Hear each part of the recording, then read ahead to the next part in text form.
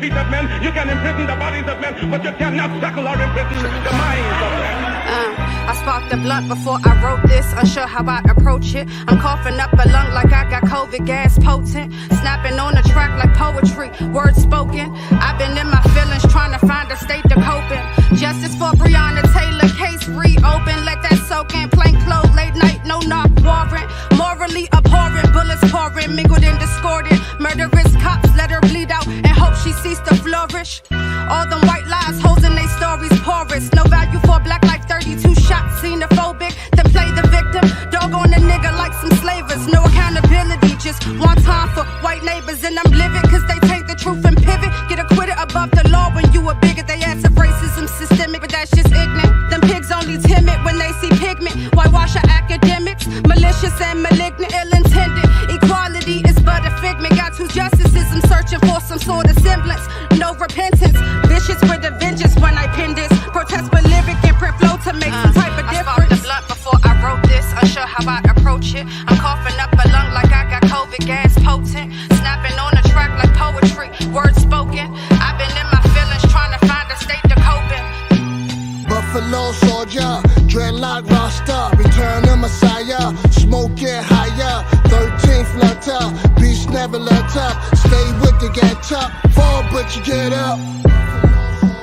To be reflected and resurrected by our generation and our posterity.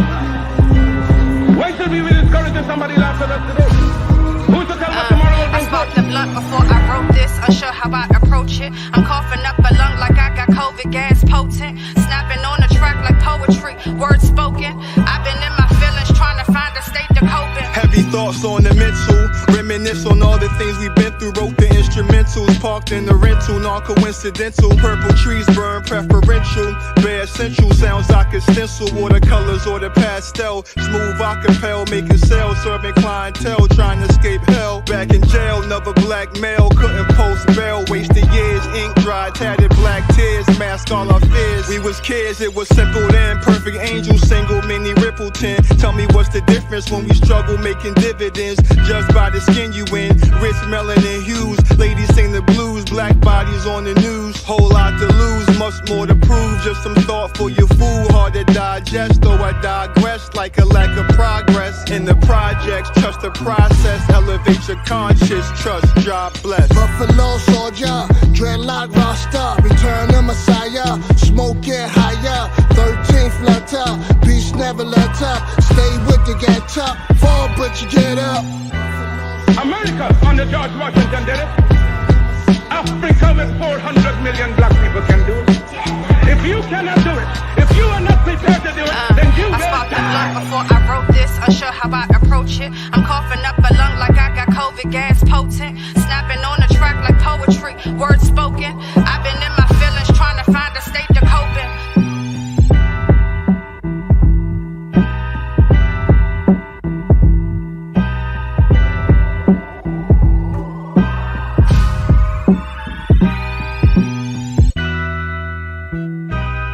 Any leadership that teaches you to depend upon another race is a leadership that will enslave you.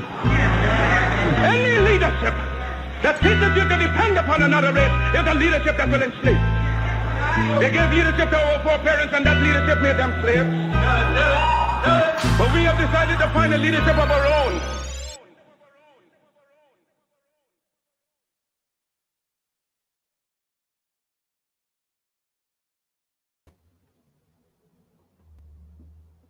Tendine Wadi.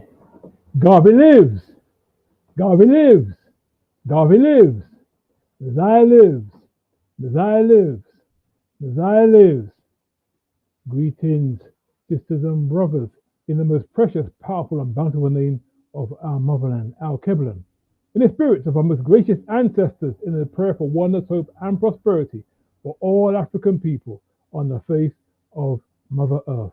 Wumbida Kunumurai Africa, to the creator of African, the African God be the glory. We say Abibi Vahodi, African liberation, sisters and brothers. For those who are unaware, Tendamwadi simply means be thankful unto the creator in the Shoda language of Zimbabwe. We give thanks and praises for you joining us again at another Mosiah Session. Mosiah in the year 6263, as we have realigned our cultural calendar in accordance with the wisdom of our Nile Valley ancestors. So it's not 2023, sisters and brothers, it is 6263. And this month of Mosiah, once again, reclaiming time, space, and circumstance, we reclaim the 8th month of the year, so-called August, as Mosiah, in honor of the most eminent prophet and king, His Excellency Marcus Mosiah Garvey. And we, in this month of Mosiah, for the last 25 years, have observed the entire month of Mosiah as an observance celebrating and honoring the life and legacy of the most eminent prophet and king, Marcus Mosiah Garvey, and that of his organization, the UNIA-ACL. We give thanks and praise for you being here, sisters and brothers, for another Mosiah session. We kicked off our Mosiah season this month with our opening ceremony on the 6th day of this month, and with a brilliant presentation from our young lion brother Shakara on scientific Garveyism, a work in idealism for the 21st century. Last Monday, Babylon Saturday, we had a session of Mosiah in the motherland, which was blighted by the technology. We still had a very engaging reading with brother Kayenda from Burkina Faso on the Garvey works over in the motherland. Also having live Mosiah sessions on galaxyfewy.net every Kujugulia day, every Monday evening, 7 p.m. to 10 p.m. BST. Sisters and brothers, tune in galaxyfewy.net every Kujugulia Monday evening for those online live Mosiah sessions. This week on the 21st of this month, we had Sister Kao Danbule speaking about the history of Firestone in Liberia in the aftermath of the sabotage Garvey Liberia program. Very enlightening reading we had with our sister there about Liberia. Tonight, sisters and brothers, is a very special session. We're looking at the 100 years of the philosophy and opinion of Marcus Garvey. Volume 1 published on the 2nd day of February in the year so-called 1923. Sisters and brothers, we want to honor the impact of this mighty volume and honor the work put into compiling this mighty volume, this seminal text by Mama Amy Jakes Garvey. But this is bizarre, sisters and brothers. There are certain traditions and rituals and practices we engage in the Mosiah season. One of those being the Mosiah daily affirmations. We've compiled a book when we established Mosiah 25 years ago, and every day of the 31 there is word sounds from the eminent prophet Marcus Mosiah Garvey, accompanied by a commentary from our spiritual leader, Brother Leader Bendaka, who you're going to be hearing from very shortly, sisters and brothers. So every day there's an affirmation. Every day the affirmation has a theme, and the theme for today, sisters and brothers, on day 24 is, I have to say, get ready, sisters and brothers, it is called Beware of the White Man. And the affirmation goes as though: read and study thoroughly the historic character and behavior of the white man. Know it so well as always be able to be on guard against any professions of the white man. It is suggested friendship for the African. In reading books written by white authors of whatsoever kind, be aware of the fact that they are not written for a particular benefit or for the benefit of your race. They always write from their own point of view and only in the interest of their own race. Never follow wholly what the white man writes or says without critically analyzing it and understanding it. The white man's trick is to deceive other people for his own benefit and profit. Always be on your guard against him in whatsoever he does or says. Never take chances with him. His school books are fixed up to suit his purposes, to put him on top and keep him on top. Don't trust him. Beware, beware. Such is the wisdom, sisters and brothers, of the most eminent prophet and king, His Excellency Marcus Mosiah Garvey. Say, hail to the proud word, hail to the proud word, hail to the proud word. And as I said, every affirmation is accompanied by a commentary from our spiritual leader, Brother Leader Bandaka. And the commentary, sisters and brothers, for the affirmation of day 24 is as follows. Beware of a naked man offering you a shirt, ancestral wisdom. You don't have to tell a mouse what the cat's intentions are, nor do you need to tell the deer those of the lion. Yet the mouse and the deer do not have a history book. It might be that the pages of history are saturated with our blood beyond legibility, and that those which can be read is thwarted with falsifications and euphemisms. But the consequence of 2,000 years of white terror is unmistakably visible. These are days of high-tech deception and manipulation, which demands high intelligence. So to conquer, are you up for it? Will you fall prey? Or will you rise like a real man or woman to the challenge? Our children need to know. Sisters and brothers, give thanks and praises. Such is the wisdom of our spiritual leader, Brother Leader Bandaka. Say, hail to the proud of word, hail to the proud of word, hail to the power of the word. We give thanks and praises for those daily affirmations. And Mosiah is a whole family observance, sisters and brothers. We engage the whole family in the celebration of Mosiah every month. And as such, we do have children's memory verses, one memory verse for each day of Mosiah. The memory verse for today will be read very shortly from a very special prince who's going to become on the screen very soon. But these are things that we do during Mosiah, sisters and brothers. We have the salutation of Garvey lives, Mosiah lives, because indeed he does. The fact that we are here observing Mosiah, the fact that we're here reflecting on the impact 100 years hence of the philosophy and opinions of Marcus Garvey, the fact we are draped in the red, the black, and the green is evidence, in case we weren't sure, that Marcus Garvey does indeed live. And he did say, look for me in the whirlwind. The whirlwind, sisters and brothers, is us. It's for us to fulfill the legacy of the eminent prophet and king and those who walk among him, sisters and brothers. So we are ensuring that this month, and as with every month, we strive to implement and fulfill the black print that is the mission left for us by Marcus Mosiah Garvey. So we are indeed very, very, very excited, sisters and brothers, about this session. Again, this is the penultimate session for this month, sisters and brothers. Actually, not penultimate. We've got one on this coming Umoja Day. We're going to hail up our sister Sheila Brown, who will be giving an engaging presentation, powerful presentation on our women, on what they think. There you go. You see the flyer there on the screen, sisters and brothers. Looking at the life and legacy of Queen Mama Amy Jakes Garvey. We're going to hear a lot of healing Mama Amy Jakes Garvey tonight, but we're going to also dedicate our session on Umoja Day, Babylon Sunday, the 27th, sisters and brothers, for that, because there's so much we need to know about our Queen Mama Amy Jakes Garvey.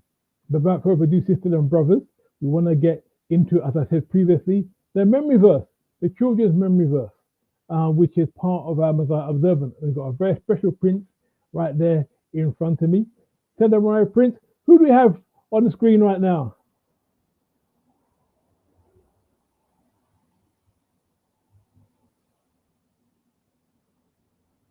Come on, little African warrior king. What's your name?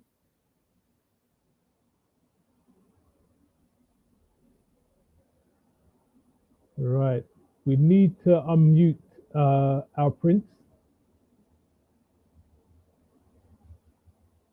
Hopefully our technical support can organize that unmuting process. Aha. If I can phrase this. Who do we have on the screen right now? Raskun Desai. Yeah. Hey, Raskun Desai. And how old are you, Raskun Desai? Good. 5. You're 5 years of age. Give thanks and praises. Wonderful. 5-year-old. Say, sisters and brothers, teach them young. What are you going to do for us today, Prince Raskun Desai?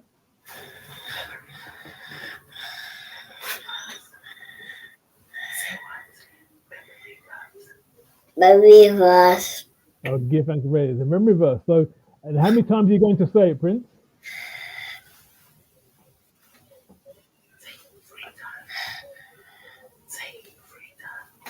Memory verse. Memory verse. Memory verse. Okay.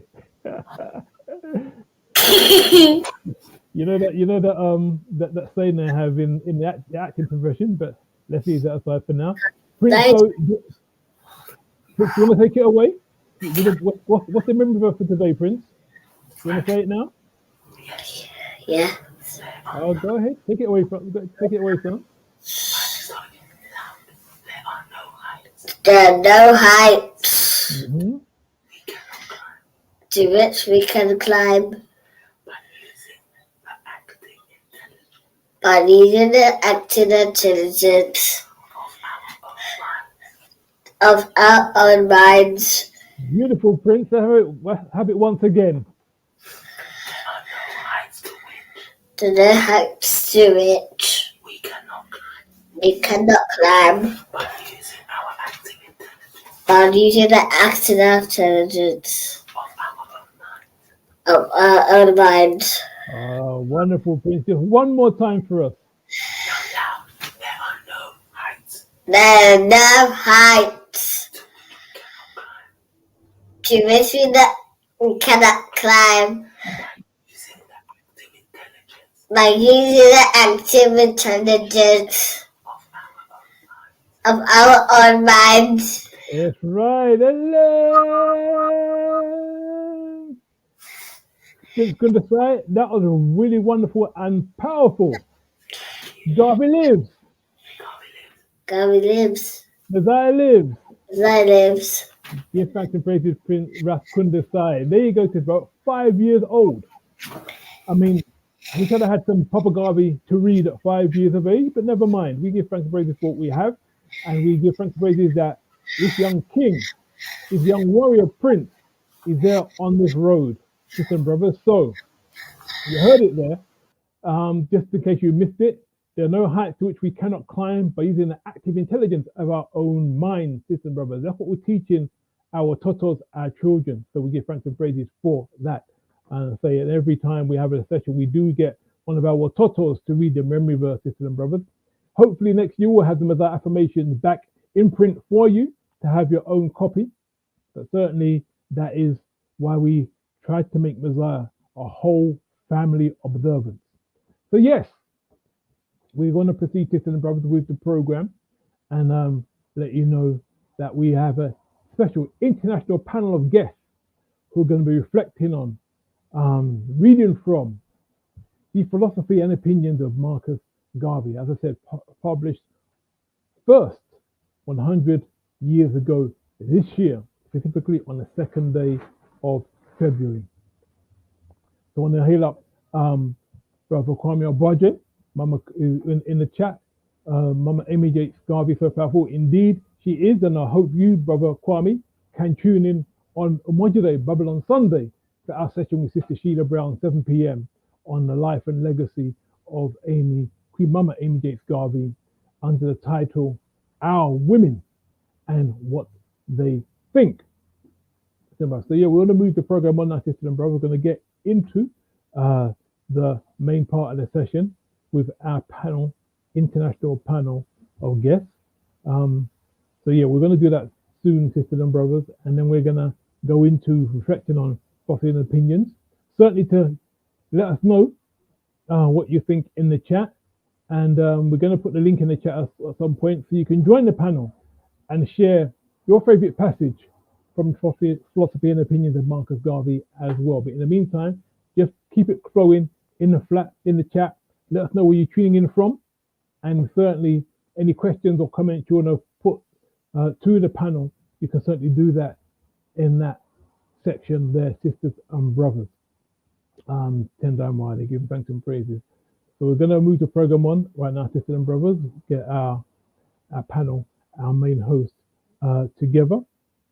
I want to bring forward Brother Shakara Bandaka, who's done so much in organizing the program for Mosiah 6263. And Brother Shakara, Garvey lives. Garvey lives. Mosiah lives. Mosiah lives. Right. I can hear the background. I'm not sure if that you're in, Brother Shakara, but I can hear a bit of something in the background. Right, that must be me, and I'm not sure what it would be, but I'll try to work it out.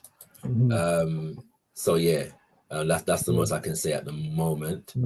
I can't hear it now, so I think it sounds like it's been sorted. So yeah, that sounds fine. So yeah, so again, this is a young brother, born and raised on Liberation Road. So this is what we need to do. And again, we see the generations, because it was his son, his prince, Rakunda Sai, who there did the memory verse. So you see the generation from one to the other. Is what we can be doing, sisters and brothers. Raising Garveyites every generation. And indeed, as Brother Shakara is the son of a Garveyite. So Brother Shakara, I'm going to hand over to you to take us forward for the program. Tendamwari, Uncle Tunji, Garvey lives. Garvey lives. Mosiah lives. Mosiah lives.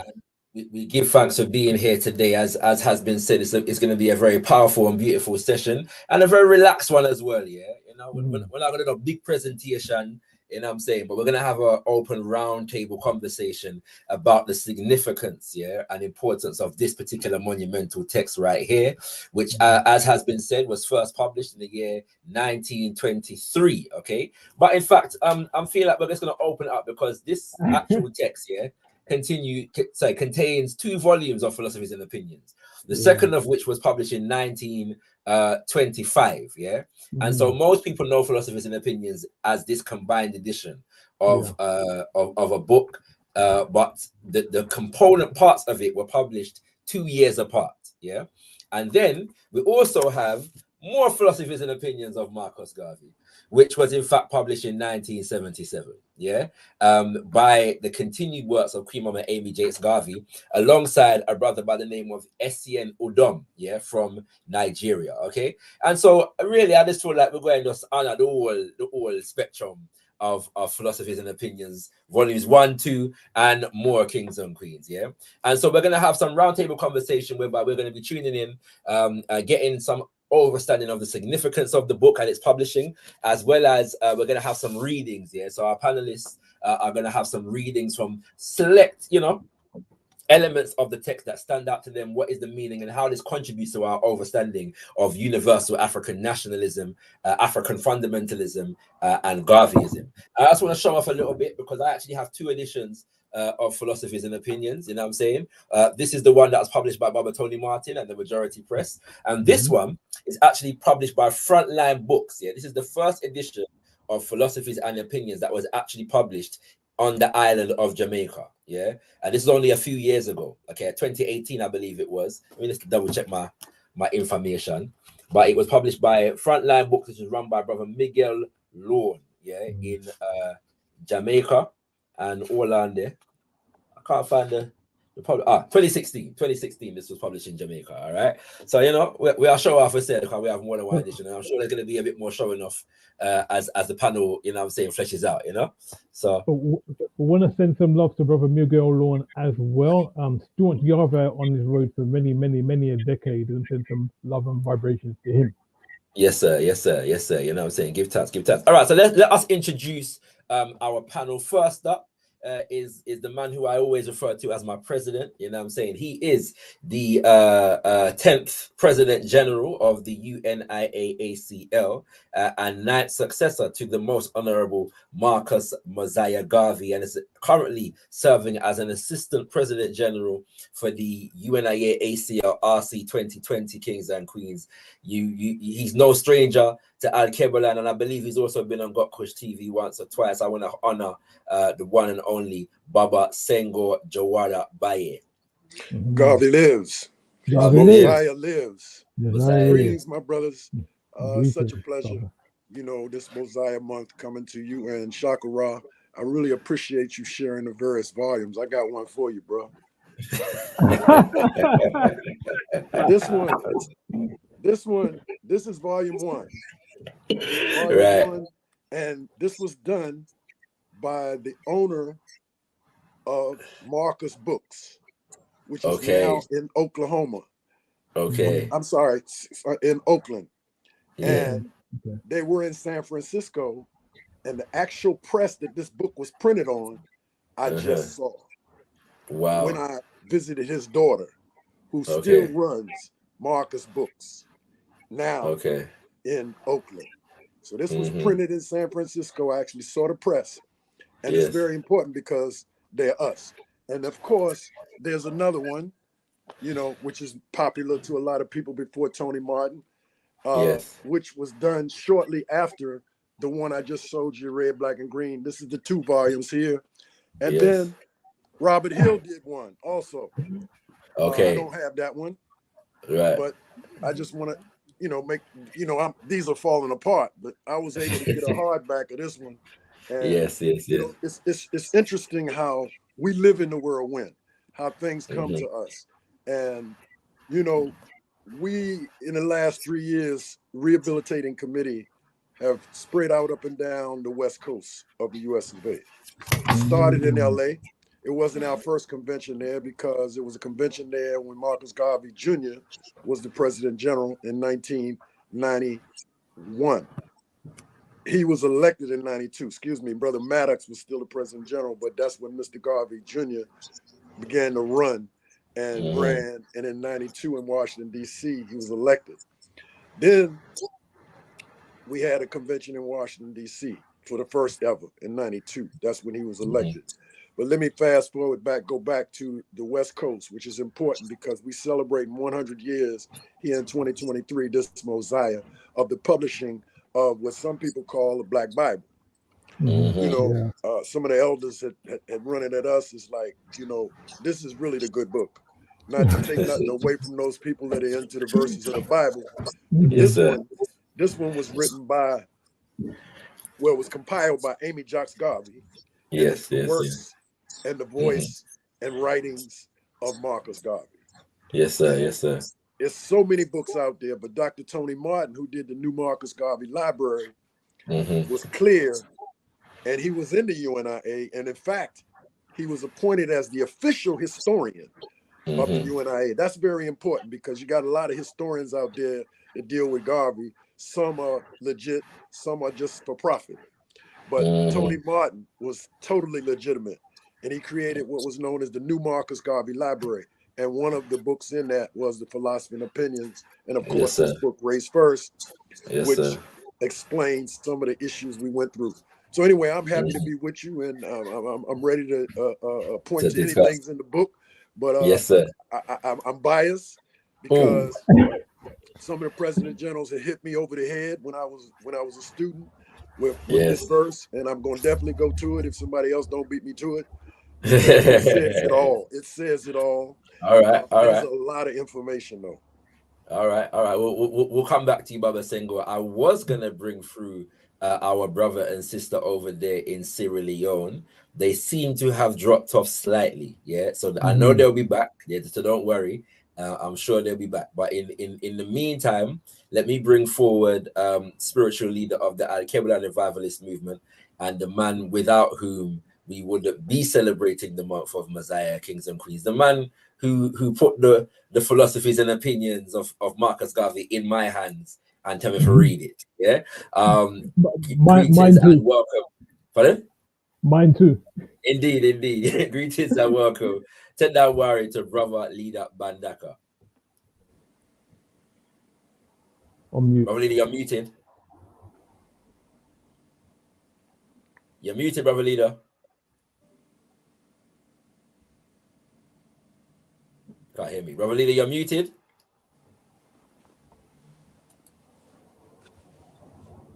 Me and this technology business don't take to you. Tell them where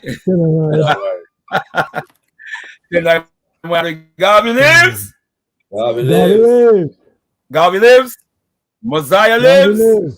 Mosiah lives. Heal him. Okay. All right. I think there's a bit of a delay, it seems. Yeah. So I will just press. Yeah. I'll just press on. Kudzai Muzimu Mukuru. We give praises unto our ancestors. Mari Mukuru, God is the greatest above all greats. Giving thanks and praises unto the creator of the universe through Muzimu Mukuru, our great ancestors, for blessing us with this wonderful occasion we call Mosiah 31 days of celebration of the life and legacy of the most eminent prophet and king, His Excellency Marcus Mosiah Garvey, the man who with a plan, the man who gave us the black print. I didn't say blueprint now, I said the black print for our total liberation. And here we are this evening, gathered in our hall of faith, in our hall, our virtual hall of faith, our virtual hall of learning, as we continue to strive to perfect our understanding and our readiness to work to implement the black print of the most eminent prophet and king, His Excellency Marcus Mosiah Garvey. Tremendous work that has been done tirelessly by Brother Olatunji, Brother Shakara throughout this month, keeping our program going, keeping the name and the spirit of Papa Garvey alive, keeping our community connected with the legacy of the most eminent prophet and king, His Excellency Marcus Mosiah Garvey. We hail you both and we honor you in your work this evening. And Baba Sengo Jawawa Baye, it's always an honor and a pleasure to be in your company, knowing that you are also, like ourselves, humbly an unadulterated Garveyite, striving to perfect knowledge and understanding of the great, deep insight and works of our most eminent prophet and king, His Excellency Marcus Mosiah Garvey. Bless you, my dear brother, for being here this evening, and we're looking forward to an enlightening evening. I'm sorry I can't do any better than holding up a similar copy to Brother Shakara's copy. Though I'm proud to have this copy in my hand, I would even have been more proud if I had still had the original publication of volumes 1 and 2, which Baba Sengo Baye, you may not recall, but when the first day that you came to the UK, I don't know if you remember, I had lost a whole case of books and materials that same evening. And my original copy, the original publication, a copy of the original publication of Philosophy and Opinions, and it was in that bag, and it pains me to this day. Otherwise, I'll draw some card on this evening, I promise. Blow everybody out the water this evening. Indeed, family, indeed. All right. As if I had published it myself, eh? Indeed. All right, Kings and Queens. But it's great to be here, and I'm looking forward to the evening. Tendai Mwari. So Garvey lives. Mosiah lives. Mosiah lives. You live? Just to say that while Brother Leader was speaking, our brother and sister in Sierra Leone came back and then dropped off again. So if anybody's speaking at any point and they return, forgive me, but I may just curtail you slightly, just pause you slightly, just to bring them through, so that everybody knows that they're here. Okay, so forgive me for that in advance. But let's get into the conversation. We're going to get into some readings shortly, and Baba Sengo, I will begin the readings with you at some point. But before we get into the readings here, can we just speak to the significance of the publishing of this text? Is there any important history that our brothers and sisters need to be aware of in terms of what went into the coming of philosophies, the philosophies and opinions of Marcus Garvey? And I should say, Baba Sengo, before you answer the question, for brothers and sisters who are not aware, Baba Sengo is a direct student, and I'm going to pick out one particular elder who he's a direct student of, which is Baba Charles L. James, who is a former President General of the UNIACL and a man who was taught directly by Papa Garvey himself. Okay, and so when we have Baba Sengo here, let us not take it lightly that we have a man who was taught by a man who was taught by Papa Garvey himself. taught by Mosiah himself. And so, and many other elders who were living in the time, of Mosiah. Yeah, and so we don't want to underestimate the source and of wisdom that we have here. We want to honor that too. And so he can teach us a lot about what went on. You know what I'm saying? So go ahead, Baba Sengo. Yeah, but so brother leader, Tendai Muwari. And you know, you're my brother from another mother. It's no question. We don't just look alike, we live alike, we move alike. So but one of the most important things about this book here is the introduction. And the reason I say that is because Hollis Lynch did a remarkable job in laying out the history and the foundation of how Marcus Garvey came into his knowledge. And when I first studied, it's not in Tony Martin's, it's not in the volume Tony Martin did, because of course Tony Martin did a remarkable intro too.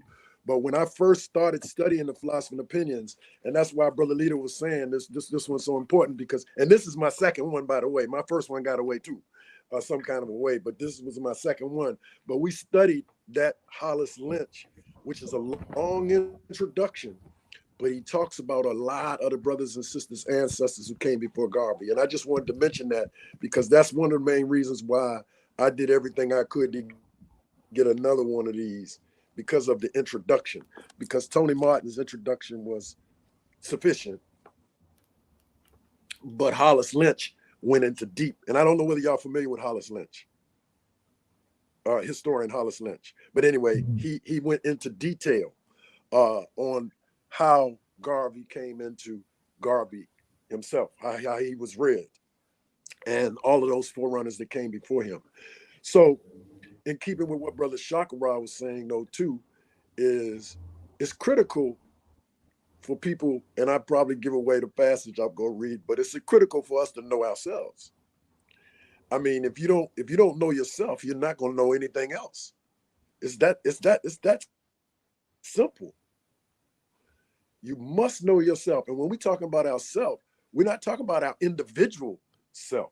We're talking about our ancestral spiritual selves, because that is how we learn.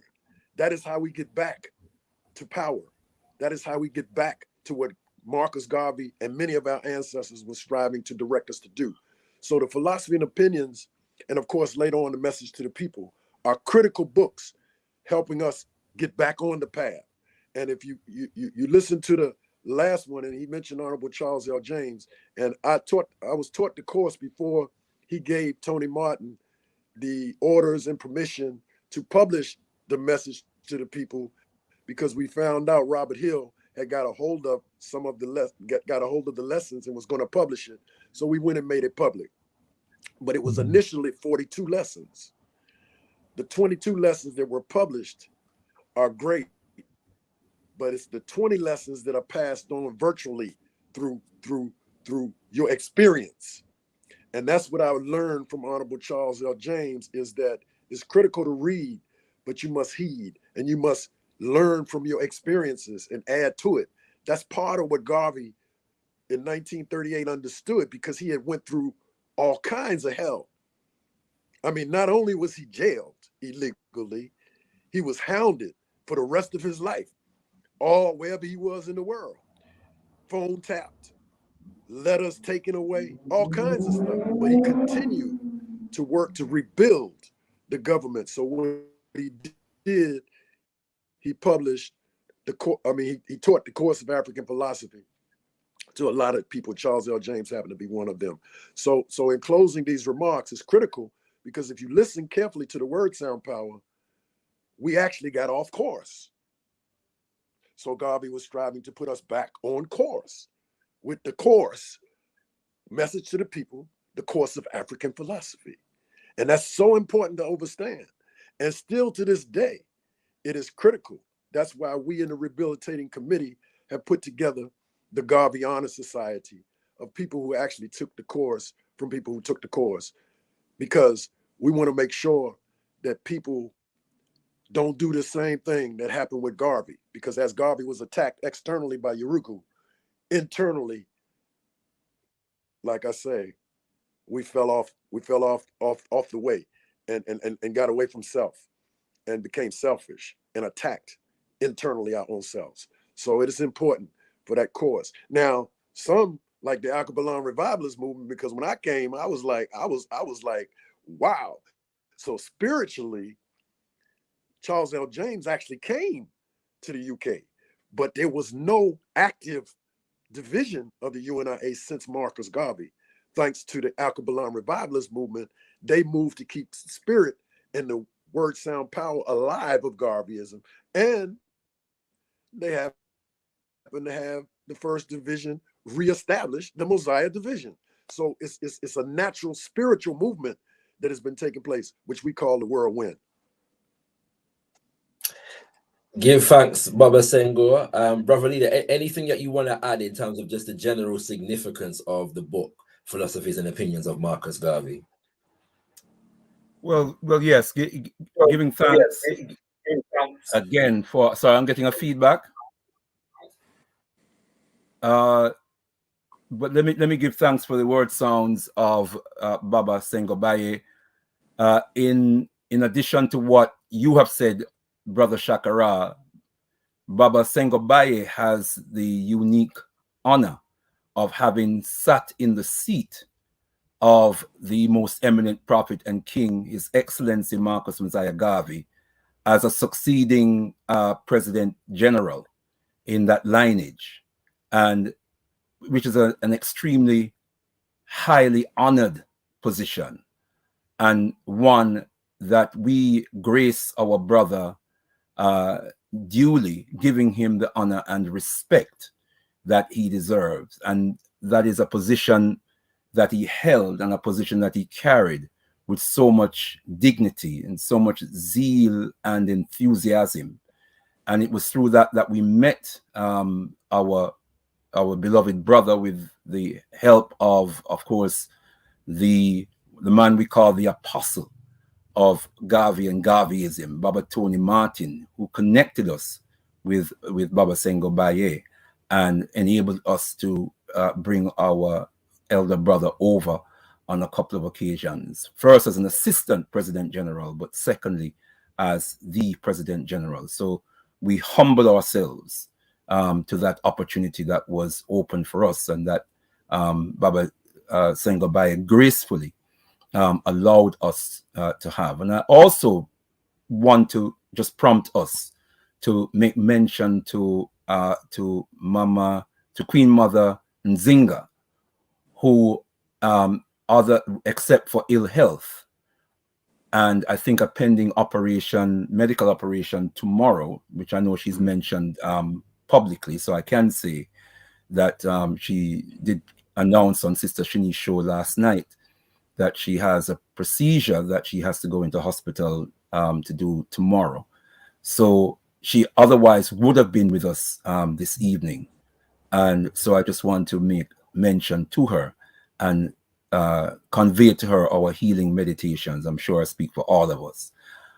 Let me just, in addition to what Brother Shakara said earlier on, in relation to the awesome power and value of this great book, Philosophy and Opinions of Marcus Mosiah Garvey. And I think one of the most important things to remember is that he requested of his beloved Queen Mama Amy Jacques Garvey, to pull together his utterances, his speeches, his writings in what was then published as Philosophy and Opinions of Marcus Garvey. And in his words, when he was arrested and knowing not what his fate would be beyond his arrest, you want me to pause?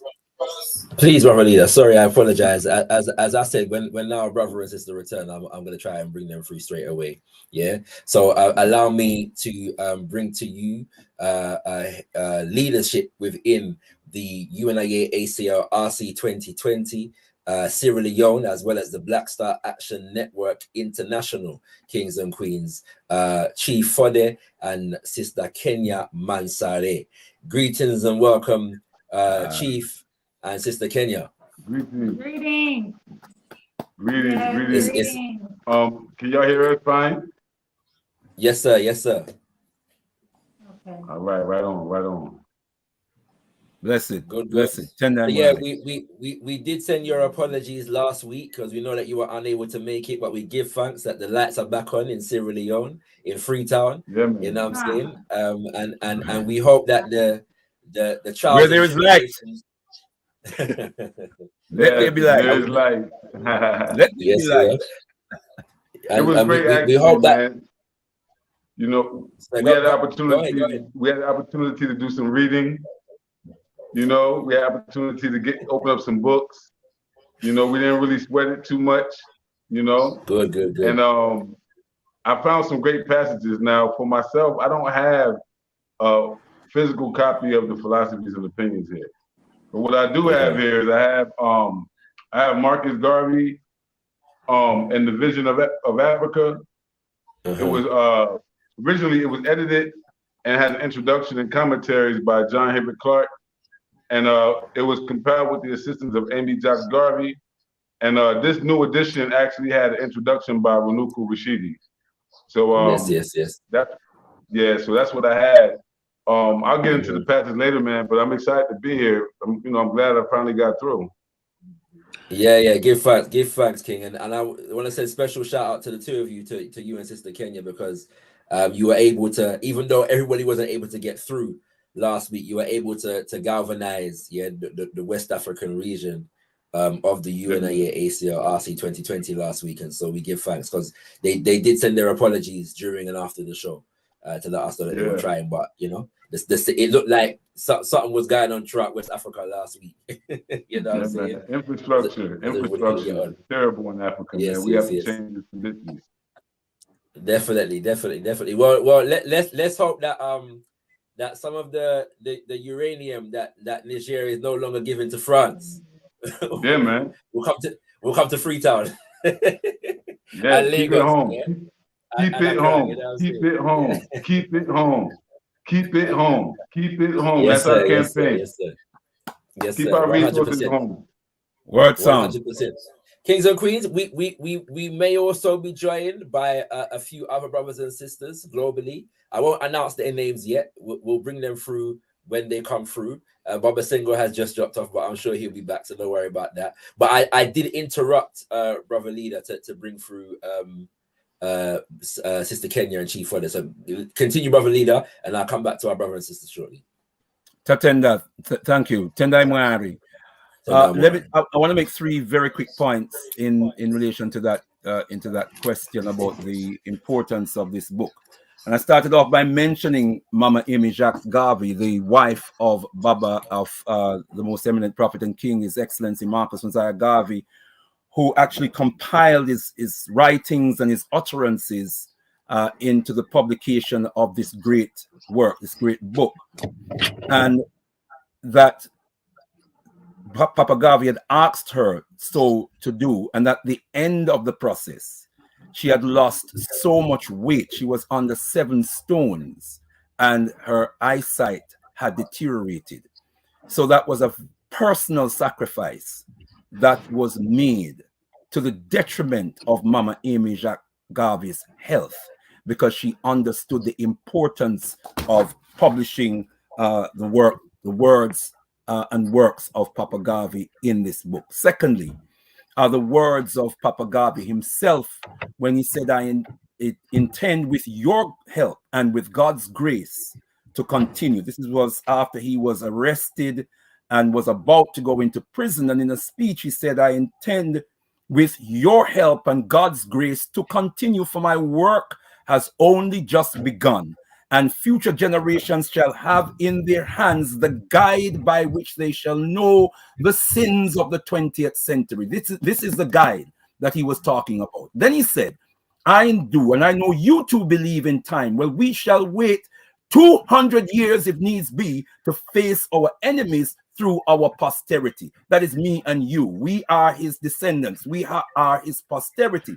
So this was put together so we know the sins of the 20th century, so that we could be the fulfillment of his words. We could be the fulfillment of Papa Garvey's vision by taking the words and making them flesh in terms of what we do with the words of Papa Garvey. And the last point I want to make in this segment is that one of the greatest sons of Africa,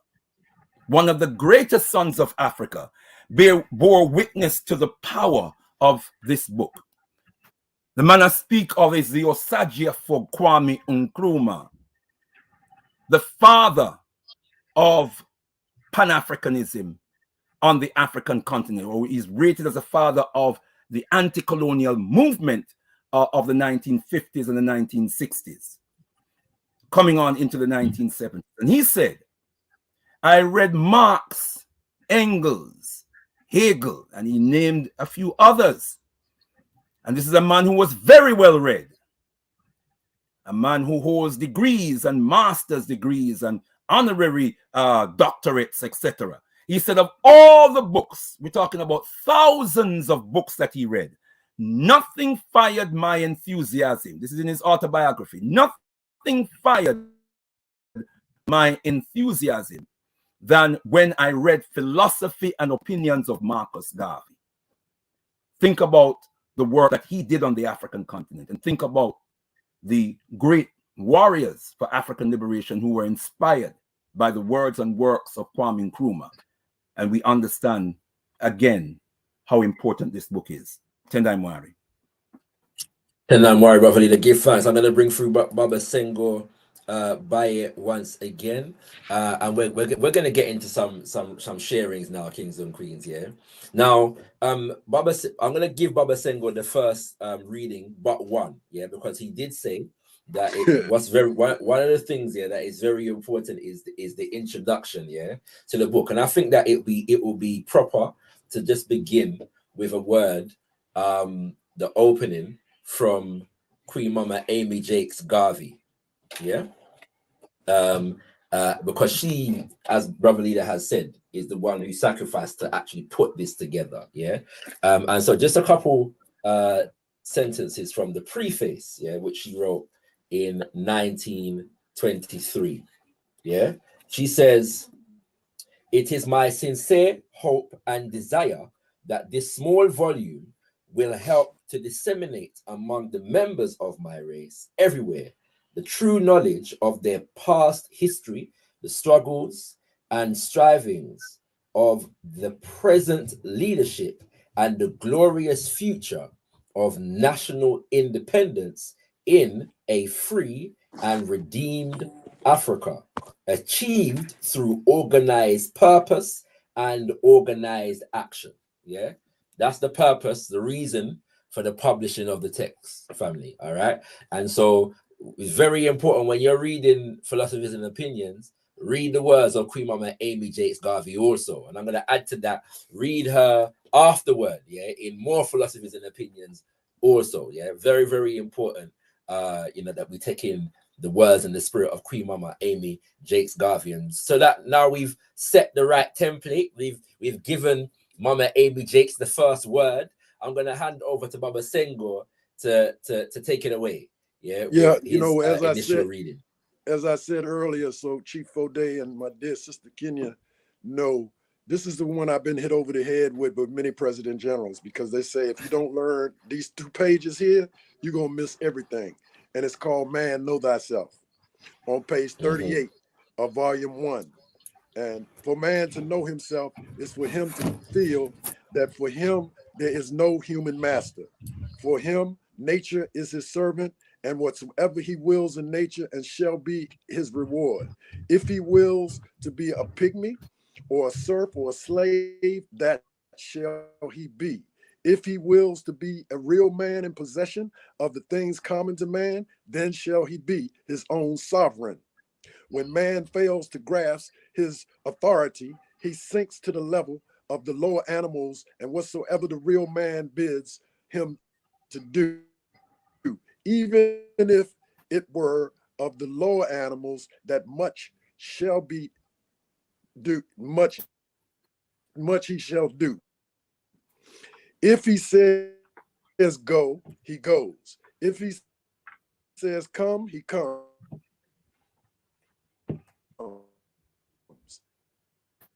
By this command, be he performs the function mule, the horse, the cow, to perform the will of their masters. For the last 400 years, the Negro has been in the position of being commanded, even as the lower animals are controlled. Our race has been without a will, without a purpose of its own, for all this length of time. Because of that, we have developed few men who are able to understand the strenuousness of the age in which we live. Where can we find in this race of ours real men? Men of character, men of purpose, men of confidence, men of faith, men who really know themselves. I have come across so many weaklings who profess to be leaders, and in the text, I have found them but the slaves of the nobler class. They perform the will of their masters without question. To me, a man has no master but God. Man in his authority is a sovereign Lord. As for the individual man, so of the individual race.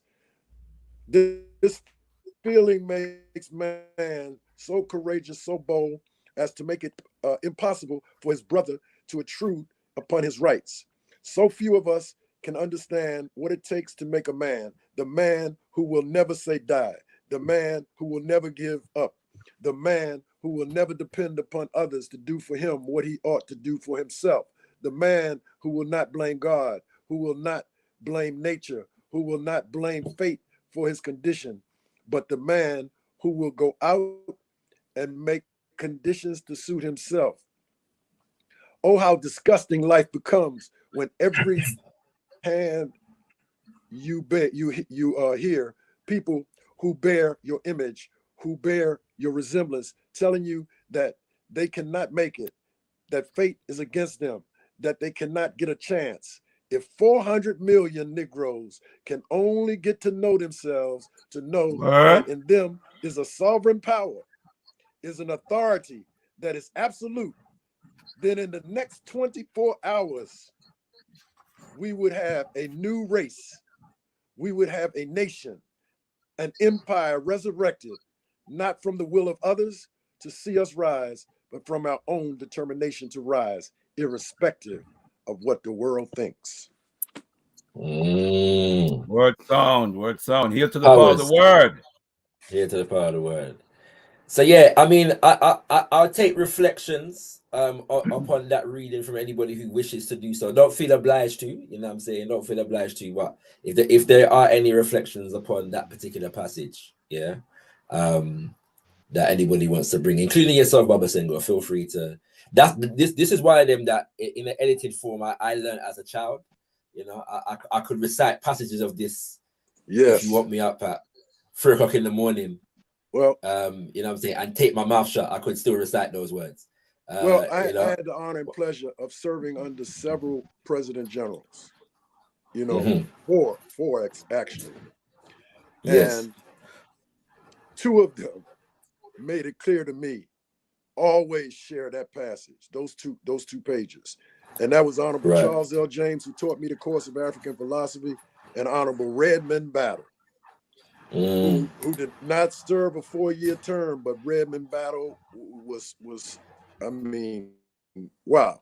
Of course, the Ankh became the official symbol. You know, and it was a battle because some people thought the cross was an official symbol. No, the cross was never an official symbol of the UNIA.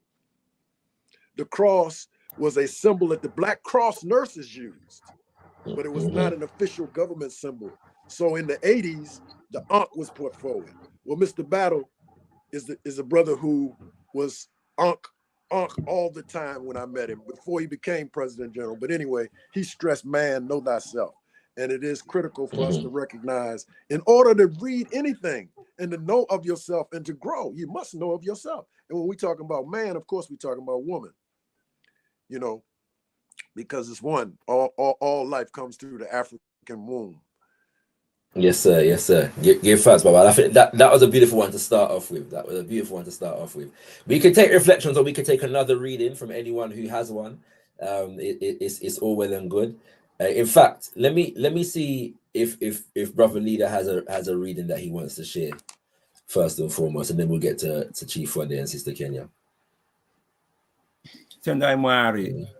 Yes, indeed, and that is certainly the purpose of the evening. And I want to just hail Baba Sengobaye for sharing those powerful words from the mouth of the prophet to all of us, because the command for us to know ourselves, know thyself is extremely critical for African people because of the kind of history that we have gone through, where we have been yanked out of that consciousness of ourselves, that knowledge of ourselves culturally and historically. And as Papa Garvey says, a 400 million, well, today it would be 2.5 billion. That was the estimated, that was the estimated population of African people around the world at the time. So let's say 2.5 billion African people can only get to know ourselves, to know that in us is a sovereign power, is an authority that is absolute. Those are just powerful, powerful words. And to be brief, let me just summarize. He says, and in the next 24 hours, we would we would have a new race, one day, a new nation, an empire resurrected. He gives 24 hours because of the absolute confidence and conviction of the prophet in our power and our capacity as a people, if we only get to know ourselves. And of course, the process of knowing self is also by implication the process of knowing our enemies. So we know who our enemies are, and we know how to deal with those enemies. Now to take your cue, Brother Shakara, and share my own selection of reading. And I would just want to go to the very beginning of volume 1, because there are some beautiful gems of wisdom that we are fed with in volume 1. And I believe that Papa Garvey chose history as his first topic for a particular reason. And so I want to kick off with this. Mama Amy Jakes shows history. Mama Amy Jakes. Somewhere between the two. Somewhere between the two of them, you know? Because I don't doubt that Papa Garvey had something to do with the editorial, the compilation. The editorial process. But yes, indeed, somewhere between Papa Garvey and Mama Garvey. And he says, history is the landmark by which we are directed into the true course of life. The history of a movement, the history of a nation, the history of a race is the guidepost of that movement, that movement's destiny, that nation's destiny, that race's destiny. What you do today that is worthwhile inspires others to act at some future time. Now, I do want to read the second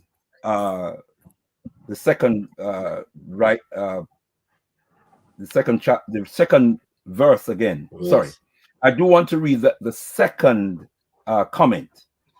But before I do so, let me just highlight a few things from Papa Garvey's definition of history.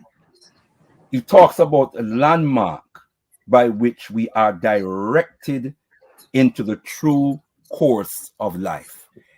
History is not just an academic thing, an academic process where we learn some times and dates about things that have happened. It has a functional purpose.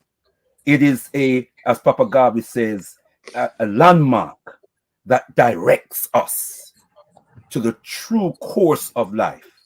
Then he says, the history of a movement, the history of a nation, the history of a race is the guidepost of that movement destiny, that nation's destiny, that race is the guidepost. History is our guide as to where we're going as a nation of people. If we don't know our history, we won't know where we are going. And as Papa Garvey says, people without knowledge of their past, history, origin, and culture are like a tree without roots. What happens to a tree without roots? It withers and it dies. And then he says, what you do today that is worthwhile inspires others to act. Yes, inspires others to act at some future date. So Papa Garvey, in his definition of history, encompasses the three dimensions of history: past, present, and future. And by saying, by using the term guideposts, clearly, Papa Garvey is saying we are guided by our knowledge of history. Guided to do what? He says, guided to do today that which is worthwhile. So in other words, beloved brothers and sisters, history guides us. History, the knowledge of the past guides us in the present so that we can take command of the present. And he says, guides us.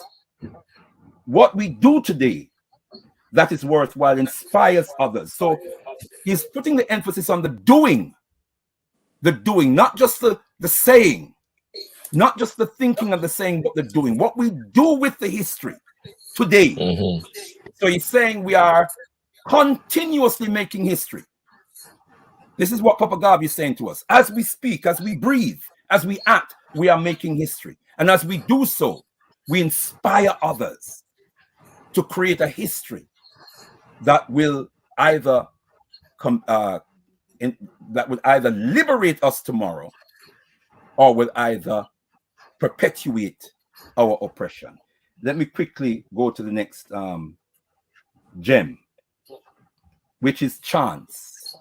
And he says, chance has never yet satisfied the hope of a suffering people.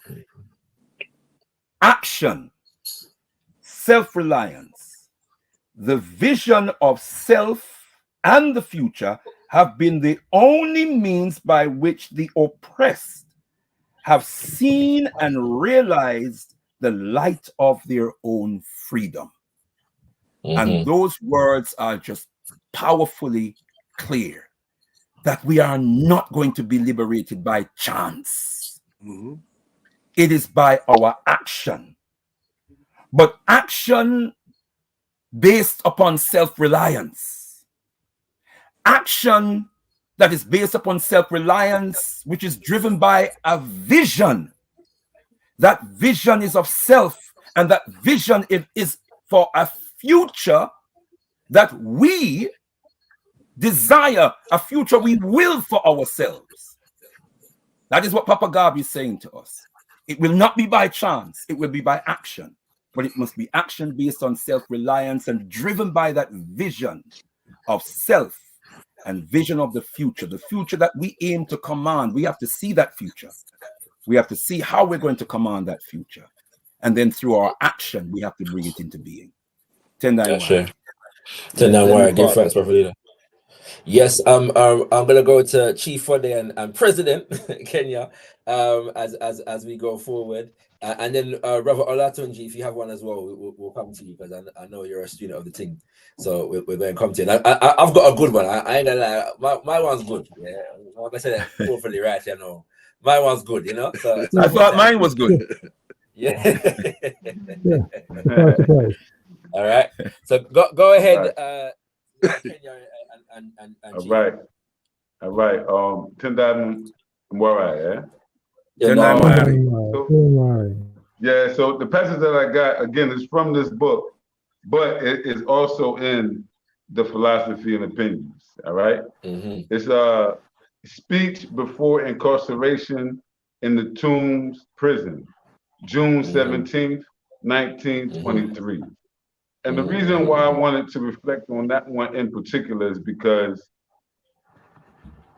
I would imagine this was like the moment of you know, his greatest despair. It was, you know, as a human, you know, you would think that he would have been afraid or he would have been discouraged or maybe real pissed off considering what happened to him. But Garvey was very, very sober and very, very clear that this was just the beginning for him. He understood it immediately as it was happening. And, you know, like I said, over the last week, me and Kenya, we've been reading a lot of Garvey. And in fact, we even went back into your book, Baba Senghor, the Garvey Out in the Whirlwind. And just reflecting, just trying to get the full narrative and just going back over. And we wouldn't be able to have this event right now without Amy Jocks Garvey. It would be completely impossible for us to have this conversation. It'd be impossible for us to have this knowledge. What Baba Senghor was saying about the man, the way Garvey was saying it was as if man applies to the entire race. It applies to the whole collective, you know, by extension. And so he always talked in that kind of way where he talked about himself, but he also talked in riddles and in the collective as well. And he does that very well here. And just seeing that it was, you know, he about to go to prison, man. They got him. They set him up. His own homie stabbed him in his back. You know, his ex-wife was running around propagandizing. A lot of things was happening. You know, Garvey experienced cool and all kind of other things. But this is the actual Tombs reading, so I'll go right into it. It's about 3 paragraphs. It says, now understand me well. Marcus Garvey has entered the fight for emancipation of race. Marcus Garvey has entered the fight for the redemption of a country. From the graves of millions of my forebears, at this hour I hear the cry, and I am going to answer it even though hell was cut loose before Marcus Garvey. From the silent graves of millions who went down to make me what I am, I shall make for their memory this fight that shall leave a glaring page in the history of man. I did not bring myself here. They brought me from my silent repost in Africa 300 years ago. And this is only the first Marcus Garvey. They have thought that they could, for 300 years, word sound. A race. They have thought that they could, for 300 years, steep the soul of our race in blood and darkness and let it go at that. They make a terrible mistake. Marcus Garvey shall revenge the blood of his sires. So don't be afraid of Marcus Garvey. When Marcus Garvey goes to jail, the world of Negroes will know they have come at the wrong time. I repeat that if they think they can stamp out the souls of 400 million black men, they make a tremendous and terrible mistake. We are no longer dogs. We are no longer peons. We are no longer serfs. We are men. Tell us about fear. We were not born with fear. Intimidation does not drive fear into the soul of Marcus Garvey. Come on. There is no fear. There is no fear but the fear of God. Man cannot drive fear into the heart of man because man is but the equal of man. The world is crazy and foolish if they think that they can destroy the principles, the ideals of the Universal Negro Improvement Association. Marcus Garvey. Garvey lives. Mosiah lives. Mosiah lives. You live. Yes. Word, sound, and power. So I chose this one. We chose this one in particular because, you know, being husband and wife and actually being in ranks in the UNIA, we have to try to live up to the examples of the men and women of the UNIA, in particular, Marcus Mosiah Garvey and Amy Jocks Garvey. And, you know, we go through a lot of trying times in our lives as well. And for him to have that energy at that time, it's familiar to us. Yes. Because there's times where We just have to dig deep into our souls and pull out our energy and keep pushing forward for the cause. But Kenya, I know you have some reflections as well. Yes.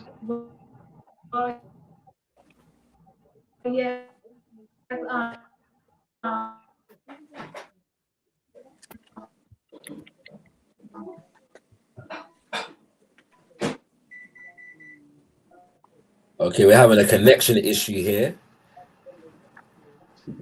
Hold on, Sister Kenya. Chief said actually can. Hold on, Sister Kenya. Sorry, just because you have this. Oh. This piece of art right here. This manual for many generations and hundreds and one of Oh man. Sorry, sis. It's like your mic is, your connection is chipping out, unfortunately. So we're gonna have to come back to you. We're gonna have to start again. But let's see if we can stabilize the connection. Hold on. I think we're getting there now. Hold on there. How does it sound now? Can you hear me? Yeah, it's good now. Sorry, sister. Start again. Yeah, I can hear you clear. Good. Yeah, just start again, Kenya. Okay. Start chipping it. Yeah. Go ahead. Yeah, so I was saying that, like Chief was saying, without Amy Jack, we wouldn't have this piece of work here to reference and use for many hundred years to come. As he said, it's going to be millions of Marcus Garvey. I'll say that the first edition that I have a PDF copy that I had years ago, and when I first opened it, I noticed that it was originally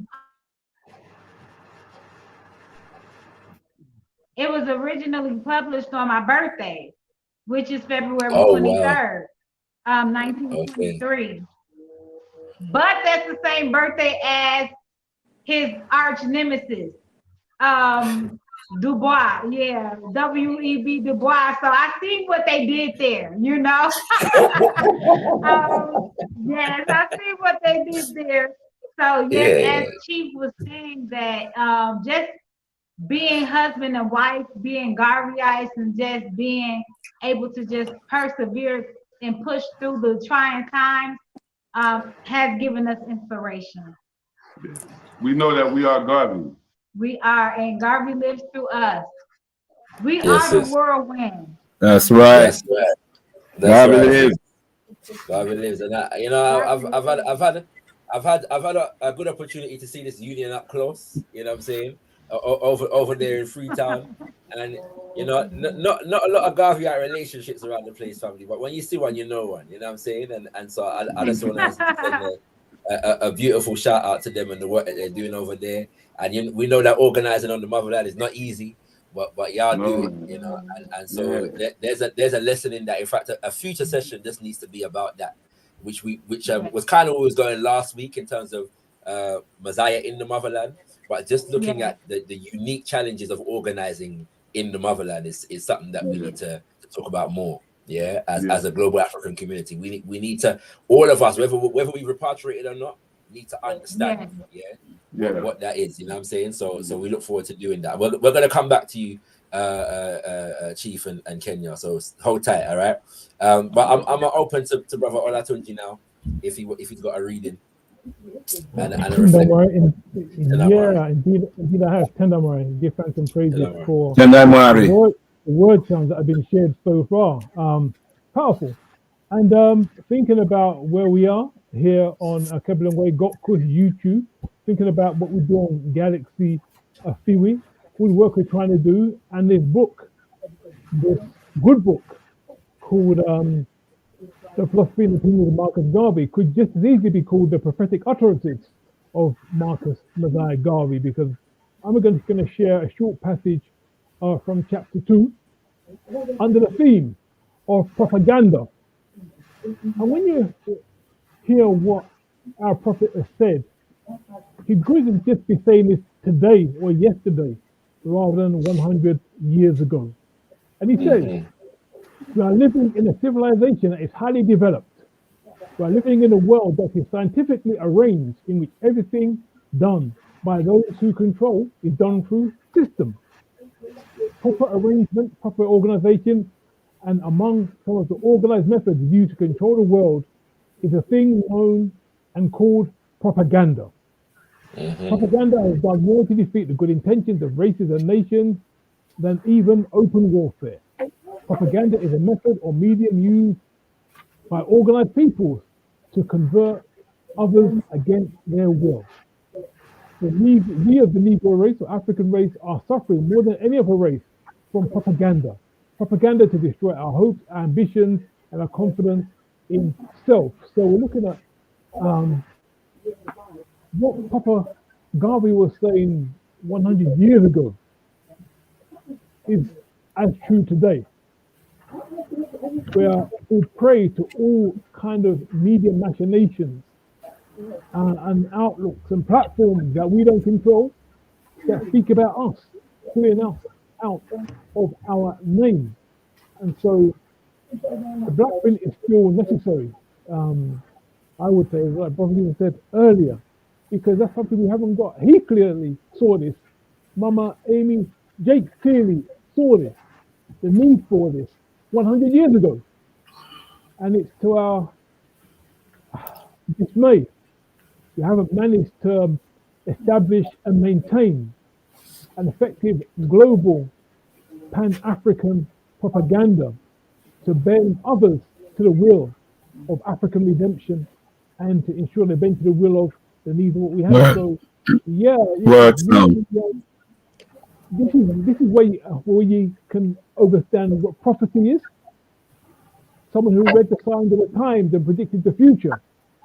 And it's 400 years and counting, we haven't yet managed to grapple with that key aspect of what we need to grapple with today. It is those who propagandize against us. So I just want to share that brief excerpt from the good book. I'm minded about couple things here from the last two reflections. The first, from Chief Fode and Sister Kenya in relation to fear, and how Papa Garvey was fearless. When Baba Senghor came, in 2008, for our Mosiah opening ceremony, he delivered a message that he entitled "Superconscious Mind and the Release of Fear." That was the message that Baba Senghor delivered when he came in 2008. And when Chief was reading it, just brought that back to mind, because to a significant degree, to be able to do this work, one of the major battles that we have to overcome is our own fear. What's it called? Ma Francis Cresswell Wilson actually said that. She said, before we discuss anything else, we should have a symposium on fear. Right? And overcoming our fear as a people. And then recently, yesterday, so we are in the UK. For those who are not aware, we have the reparations march on the 1st of Mosiah, Emancipation Day reparations march, or now I think it's called the Pan-African Reparations March. And so since then, there's a right-wing news outlet called Great British News, GB News, that has done a bit of a hit piece, on one of the leading members of that formation, Sister Esther Stanford, Jose, and also an MP in Parliament, who has been lobbied and has since questioned the Prime Minister of the country on the issue of reparations. She goes by the name of Belle Ribeiro Addy, And so post the march, GB News did a hit piece, on the two of them, and I only watched it today, and I'm watching it. I'm saying, hold on, this footage looks familiar. They have used footage from Gotkush TV. On GB News. Almost all of the footage used, in that particular hit piece is taken from Gotkush TV, and not just the speech at the march. They've gone back into the archives and pulled footage from an event that we did with Sister Esther, Brother Leo Muhammad, and Sister Jendai about 2-3 years ago. And have it all up in their thing. So may I look some royalties, you know what I'm saying, from them. But I literally was watching it and thinking, almost all the footage that they've used is from our thing. So when we talk about propaganda and what Brother Olatunji just read, Yeah, we see what go on, but it's also the fact that, remember, these are proper Garvey said we must have our own propaganda. Yeah. And so we must match propaganda with propaganda. That's what he says in the course of African philosophy. But it just makes us know that they're watching our propaganda. Yeah. As little and as up and coming as we may be, Alkebu-Lan way got Kush TV. Yeah. They might watch the propaganda. Yeah. Because they didn't just look at the march, they went into the archives and found other things. Yeah. You know what I'm saying? Because they're worried. Exactly. Yes. Shakara, just quickly add to that. I mean, this is the ironic thing about it as well, because that march has been going for 10 years. And when it happens, there's pretty much universal blanket coverage, nothing, whiteout from European media. No, you wouldn't even know it happened. You wouldn't know that it stopped traffic and found the people. Baba Senghor, he was with us on the very first one in 2014. Thousands of people. No coverage whatsoever in European media, and it's the same pretty much every year, unless there's something particular. But we know they're watching it, we know they're covering it, but they realize, but they ignore it and try and neutralize it. But something's going on now. No, 100%. That's the response. Go ahead. A spiritual leader long ago taught me, before I found the UNIA, the importance of understanding the opposite of fear is love. The opposite of fear is love. And now what we need to do, based on what Garvey teaches us, is to use our propaganda to reverse that back on them, because they are afraid. They are very afraid. Yes, sir. Now people need to get away from fear, because we know life to life. We know life to life, y'all. You know, this is we physical beings having a spiritual experience. We have been programmed to be so into the material that we don't address the real substance of us, which is spiritual. And so that's why it was taught to me that the opposite of fear is love.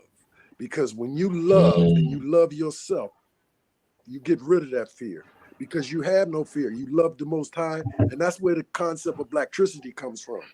It don't come from Senghor.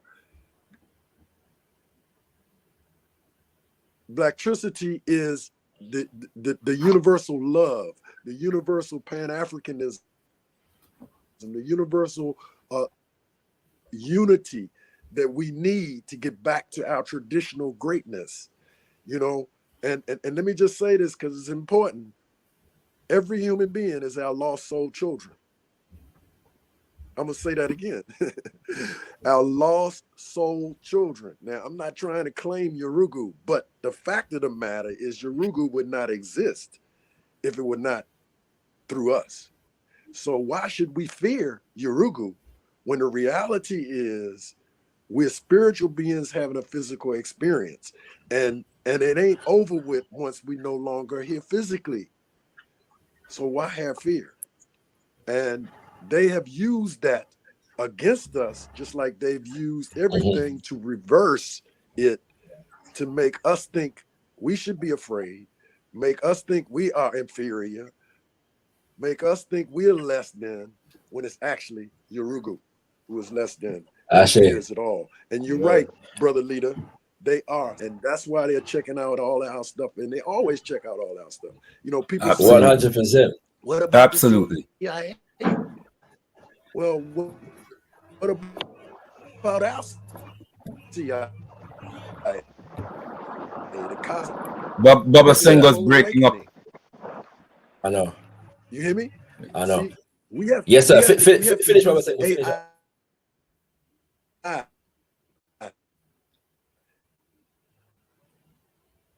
Yes, chipping in and out. Ancestral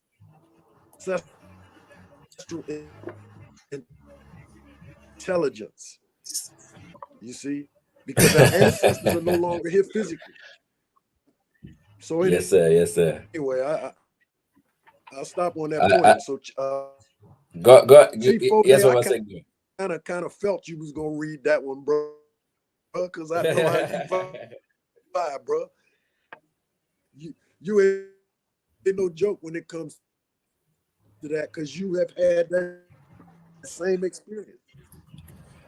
Oh, yeah. Go ahead, Chief. No, I was just saying, Chief Fode, I kind of felt he was going to share something like that. Oh, yeah. I was just going to just piggyback off the aspect of fear as well.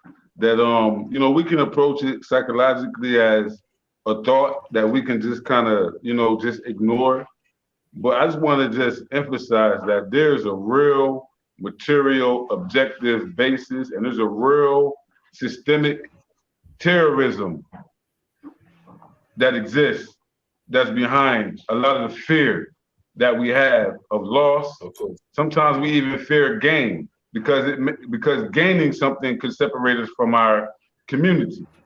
It's a lot of fears. It's so many fears out there, but the root of these fears is the terrorism inflicted on African people. Yes, sir. The terrorism inflicted on African people is the root of all of this fear. And I feel as though we can't uproot that. That he's lived that. And we can't grab that root and pull it up out of the ground, and destroy it as it is, then no matter how we feel about it, what we think about it, that fear is still going to keep the masses of our people gripped by terrorism. And maybe not some of us as individuals. Some of us individuals can transcend that.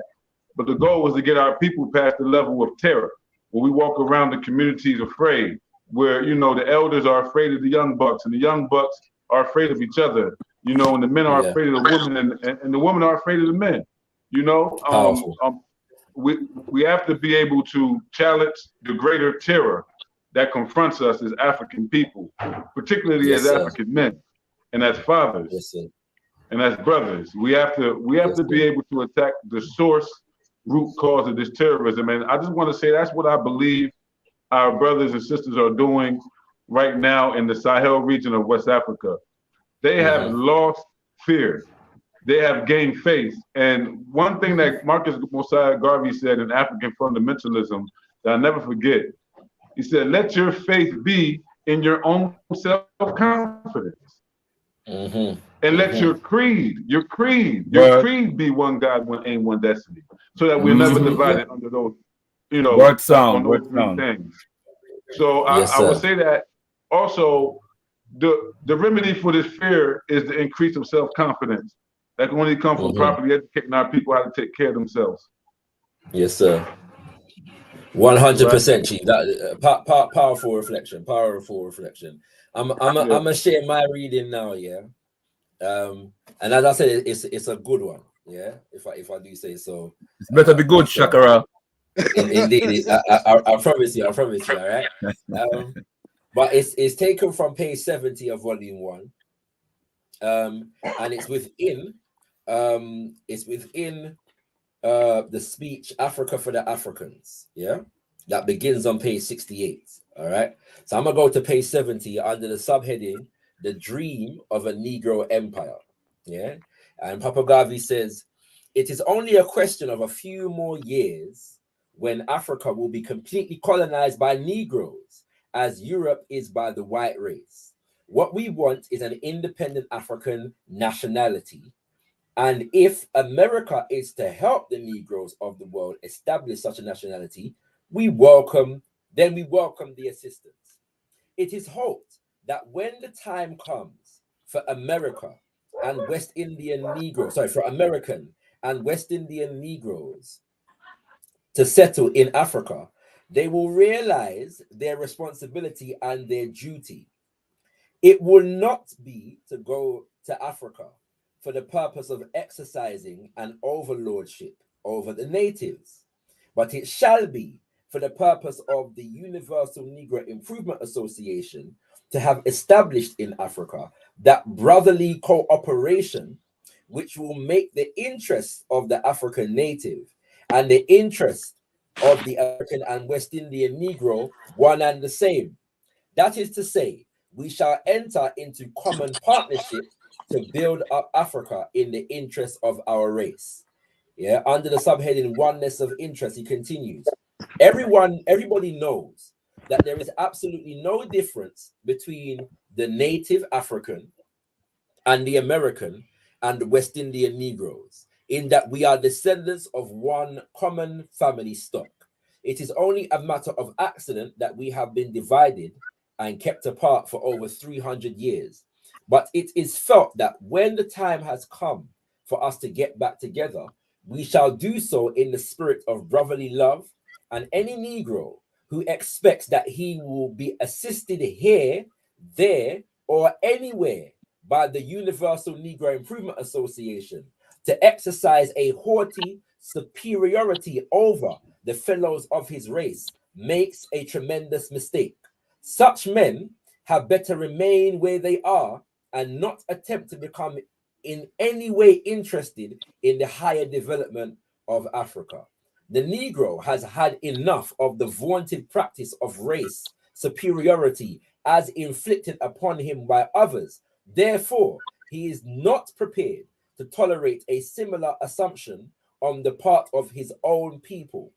In America and the West Indies, we have Negroes who believe themselves so much above their fellows as to cause them to think that any readjustment in the affairs of the race should be placed in their hands for them to exercise a kind of an autocratic and despotic control as others have done to us for centuries. Again, I say, it would be advisable for such Negroes to take their hands and minds off the now popular idea of colonizing Africa in the interest of the Negro race, because they're being identified with this new program will not in any way help us because of the existing feeling among Negroes everywhere not to tolerate the infliction of race or class superiority upon them, as is the desire of the self-appointed and self-created race leadership that we have been having for the past 50 years. I'll read one more section, yeah? It will be useless, as stated before, for bombastic Negroes to leave America and the West Indies to go to Africa, thinking that they will have privileged positions to inflict upon the race that bastard aristocracy that they have tried to maintain in this Western world at the expense of the masses. Africa shall develop an aristocracy of its own, but it shall be based upon service and loyalty to the race. Let all Negroes work toward that end. Yeah, and that's one of my favorite passages. Yeah, it's a long one, and there's even more I could read. Here's to the power of the word. Yeah, it's the power of the word. Yeah, very powerful. And the reason why that one stands out to me is because it dispels a number of myths, yeah, concerning Papa Garvey himself and the Garvey movement in general and the Pan-African movement in general. Go ahead, Roberto. You're on mute.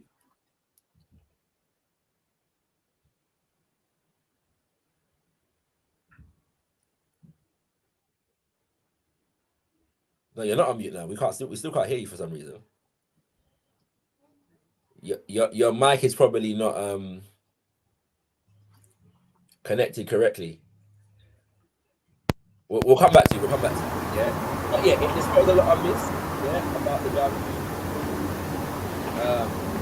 and the idea of the Africa movement once again, like this idea of just unadulterated, unconsidered mass migration.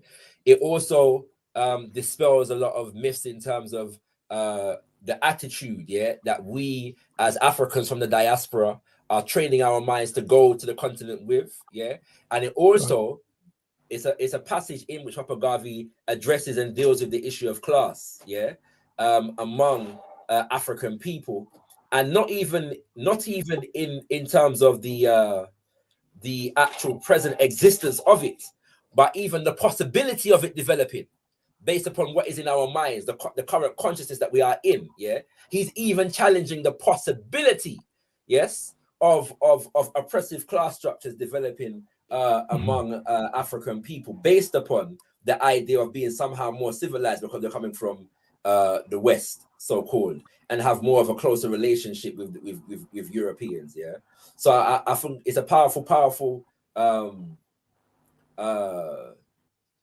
passage, and it details Papa Garvey's overstanding. Yeah, because a lot of times Papa Garvey gave a lot of respect to civilizations of Britain and civilizations of America. Yeah, you know, as in the respect that you give to your enemy, all right, and respect for what they have achieved. Yeah.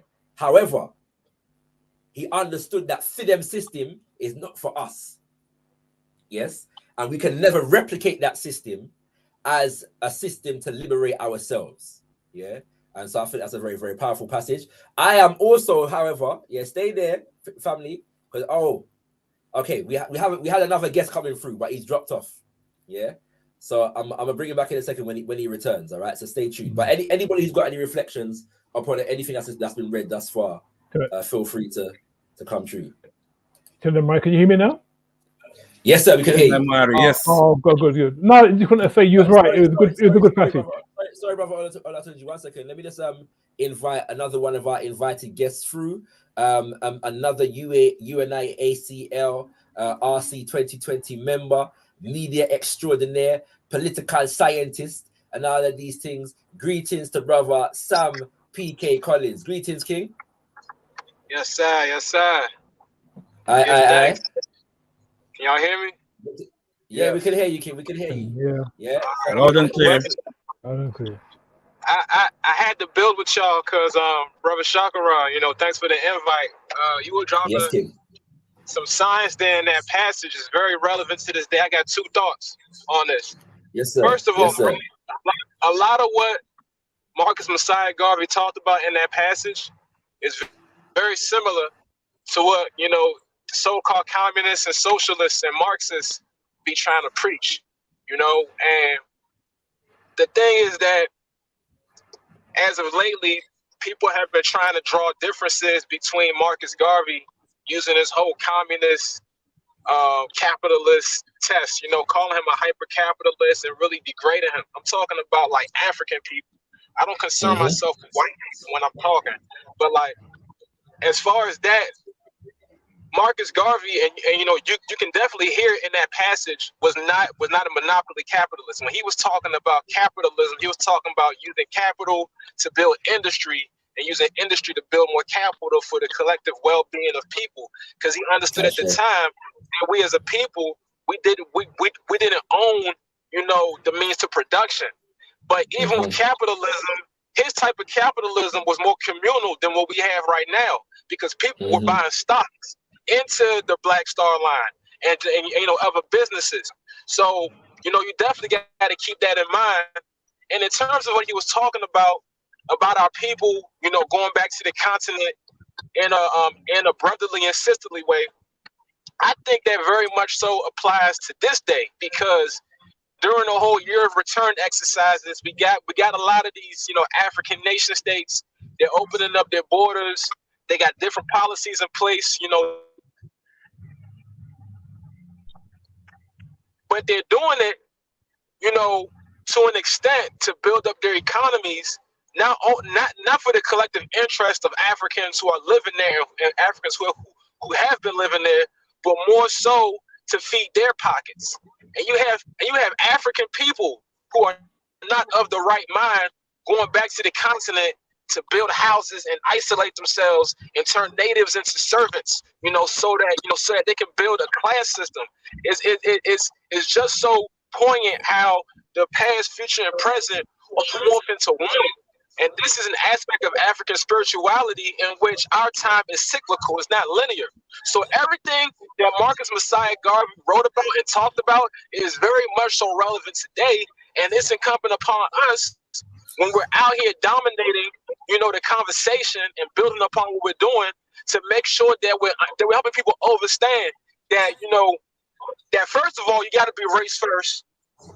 And second of all, you got to be communal when coming to the continent. You can't come there as if you know better than people. You got to come there ready to build and ready to contribute, ready to exchange information, because that's what it was all about by the end of the day. It wasn't about this new form of colonialism. And one more point I want to make before I give up the mic. The whole Liberia situation, there's a lot of context to that people don't understand, because they want to put Liberia out there like it was, like a, because let's keep it on it. It was a colonial state. Okay, that was a satellite nation for the U.S. government, but the spirit of Pan-Africanism was always there. It was always there. It was always there. And the UNIA, they did their best to capitalize on that. As a matter of fact, had they did, I probably would have been born in Liberia, because my father's side is from the place where the UNIA was supposed to set up. You hear me? But Firestone got a hold of that. Matter of fact, I'm gonna hip y'all to shine. Quiet as kept. My folks was tapping rubber tree up there. You know what I'm saying? So like they was tapping rubber. They were among the people who were out there a few decades or so, because my father was born in 55. By the time the whole Firestone thing happened, that was what, like the 1920s, 1930s. So we're talking about almost a century of of just our people doing us dirty. And and that's fine, because that's just the reality of the situation. You got to look at spirit.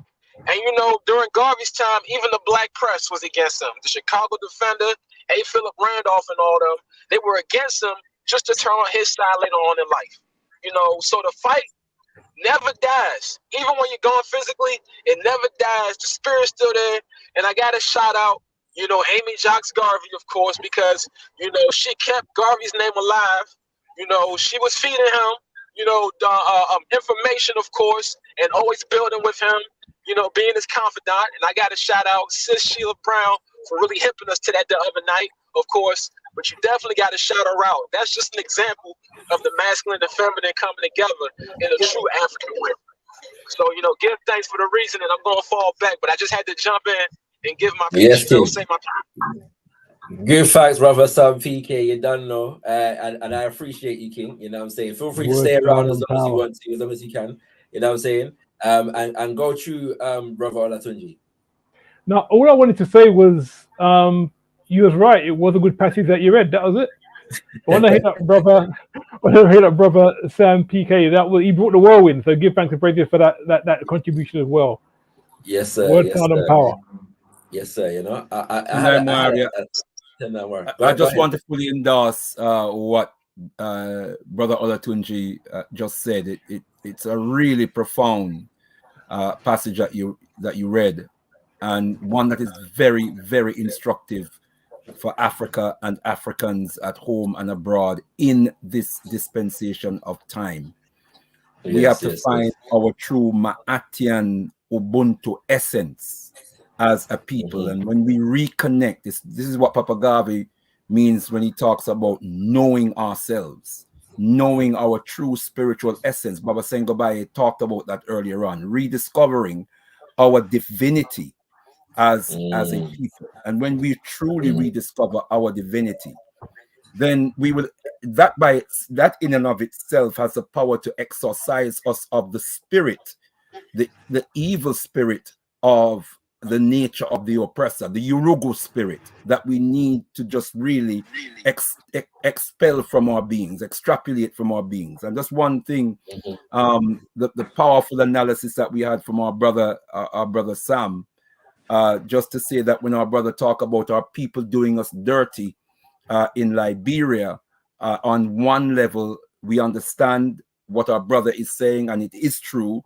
on one level. On another level, we're talking about we're talking about us being defeated in mind and spirit by the enemy. This is why Papa Garvey says, emancipate yourselves from mental slavery. For although others may enslave the body, none but ourselves can free our minds. And it's because of the hold that the oppressor has on the mind and the spirit of our people that makes us act against our own interests and act against ourselves. Yes, sir. Don't worry. What was saying? What before you come in, Baba Sengo, just very quickly, yeah. We're going to be wrapping up soon, family. If anybody has any questions that they want to ask, I had a mind to maybe open up the lines, but it's getting late. So I was going to try and see if we want to interact with the audience a piece, but I feel like we're going to have to skip that for today. All right, we'll come back to that at another point. Yeah. At the same time, if anybody does have any questions or comments, feel free to type it in the chat. And if you're watching via Alkebu-Lan Way, feel free to at Alkebu-Lan Way. If you're watching via Gotkush TV, please at Gotkush TV so I can see and read your comments. And also, let me just say that on Kudichagulia Day, on Monday on Africa Speaks of Alkebu-Lan, we had our sister Cow, yeah, from Liberia, who was giving us some of the history of Firestone, yeah, in Liberia. It was a powerful, powerful show, all right? A very powerful show.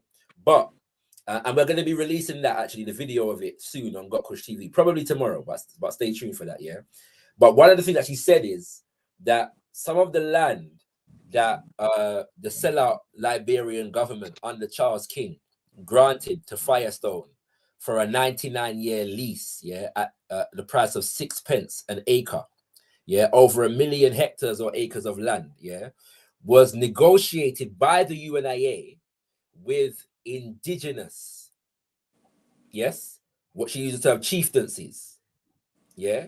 Now, oftentimes we hear that the UNIA purchased the land, yeah, and when you hear that they negotiated the land with the indigenous social order, yes, the indigenous governance systems, it may not actually be, that the land was actually bought, as in monetarily. Yeah? It may be, but it may not be. It may be that they developed relationships and the land was granted. Yeah. The point I'm making is that exactly what Hopper Garvey is saying in this, yeah, is exactly what the UNIA ACO was doing. Yes. And the neo-colonial government overrode the indigenous social order in order to institute a neo-colonial agenda. Yes. All right. And subdue not the leadership, and the people now had to be serving on a Firestone plantation for decades in Liberia. Yeah.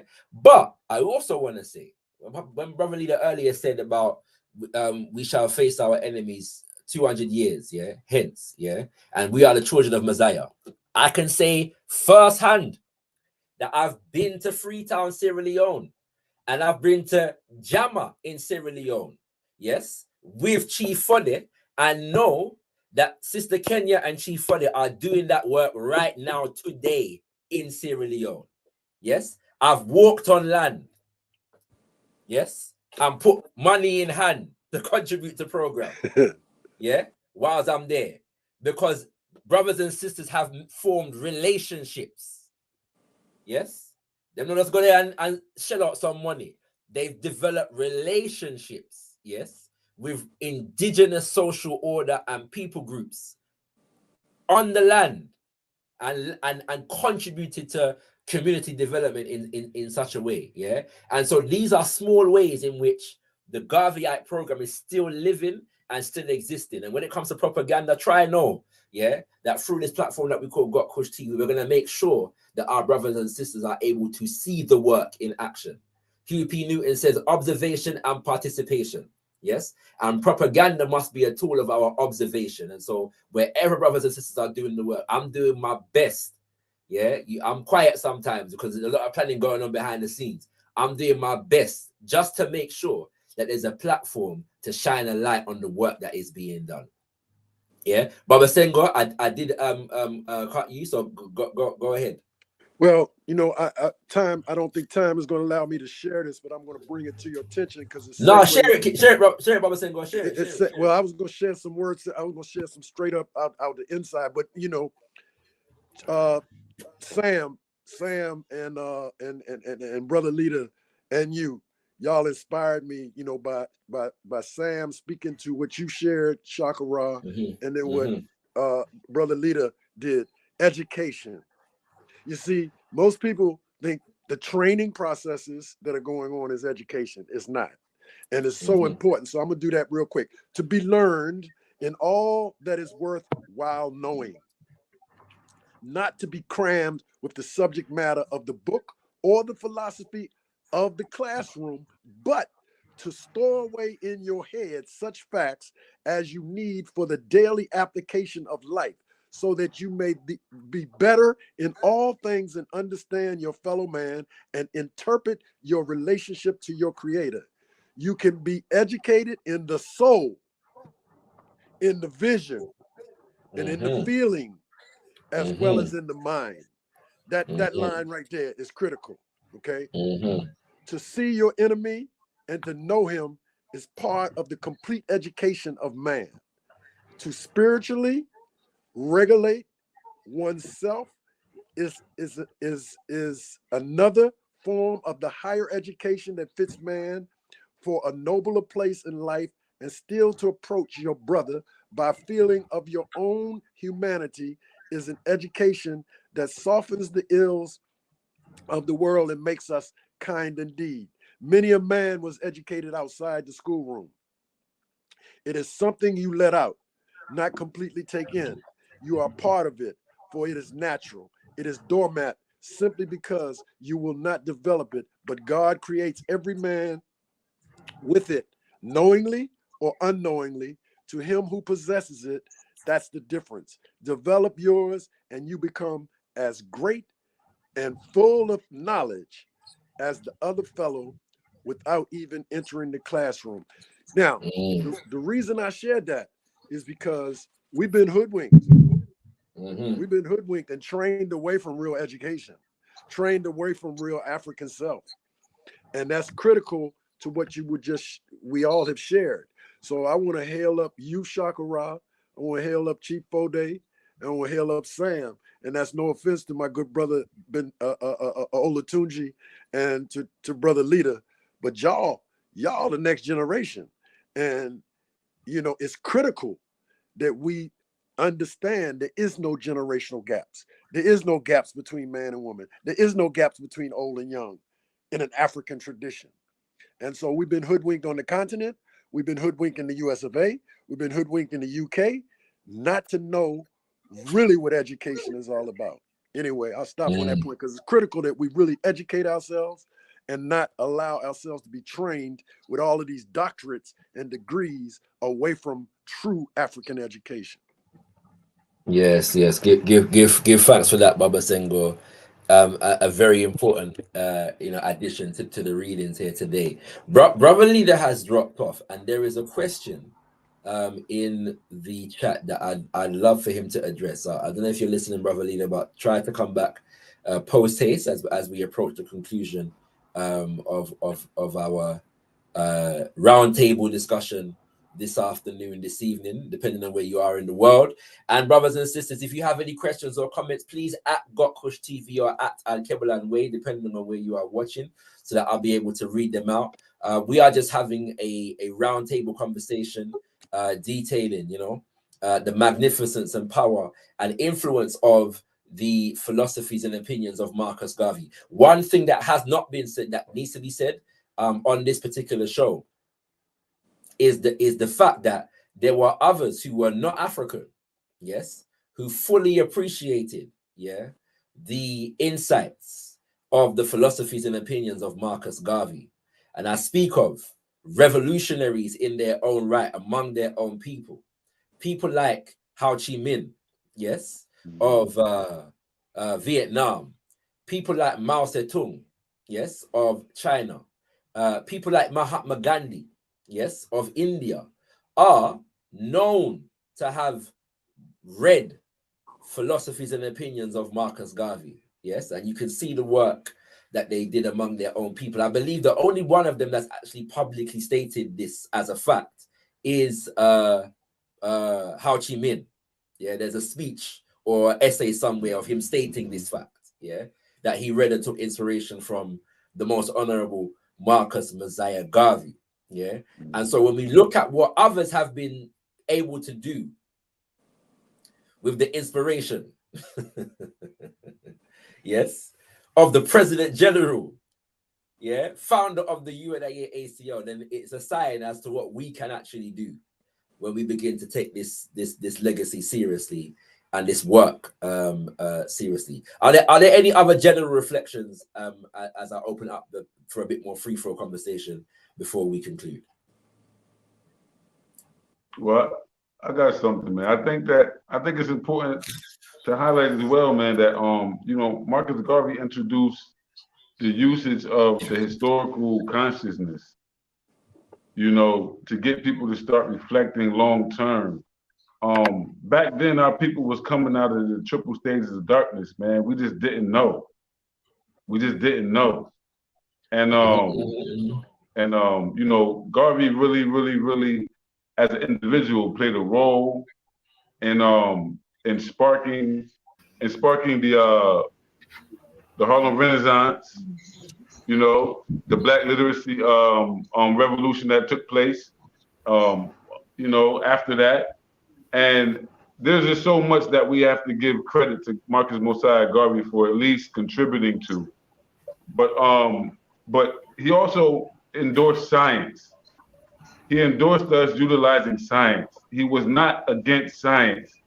Yeah, he always saying he was saying God, one God, and make our God black, and make our own black saints, and that's what it's about, African fundamentalism. But at the same time, Marcus Garvey wanted to see us at the top of the world, leading in science, leading in mathematics, leading in the arts. Par excellence. Yeah, his vision wasn't just about serving the people endlessly. It wasn't just about helping some deprived poor people. No, he's seen us as victorious long term, and he also seen us as leaders of the new world, not just Africa. He's seen a new world coming, and he's seen us playing a big role in that, and he knew it because the resources of Africa would be needed no matter what. And so fighting for that political power and will of African people collectively around the world to have one word when it comes to our one Africa is really genuinely what the philosophy and opinions of Garvey is completely centered on.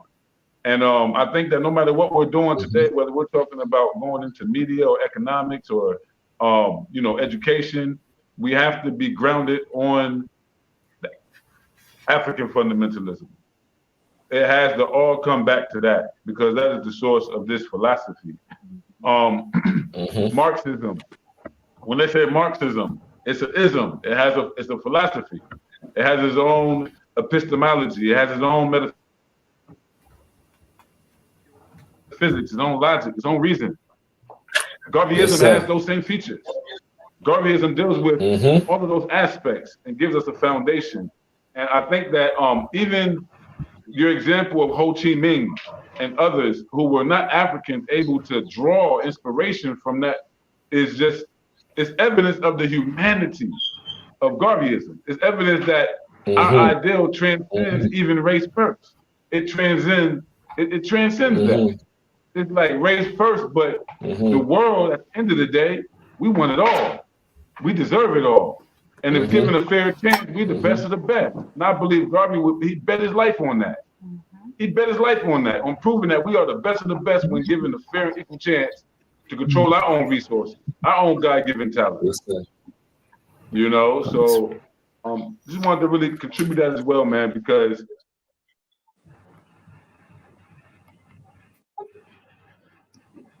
mic check. Technology. Right now we're dealing with technology. You take a country like Sierra Leone, it's a very small country. There's no reason why we shouldn't be, highly advanced in medicine, given the amount of sicknesses that we have to endure. We should be highly advanced in how to treat them.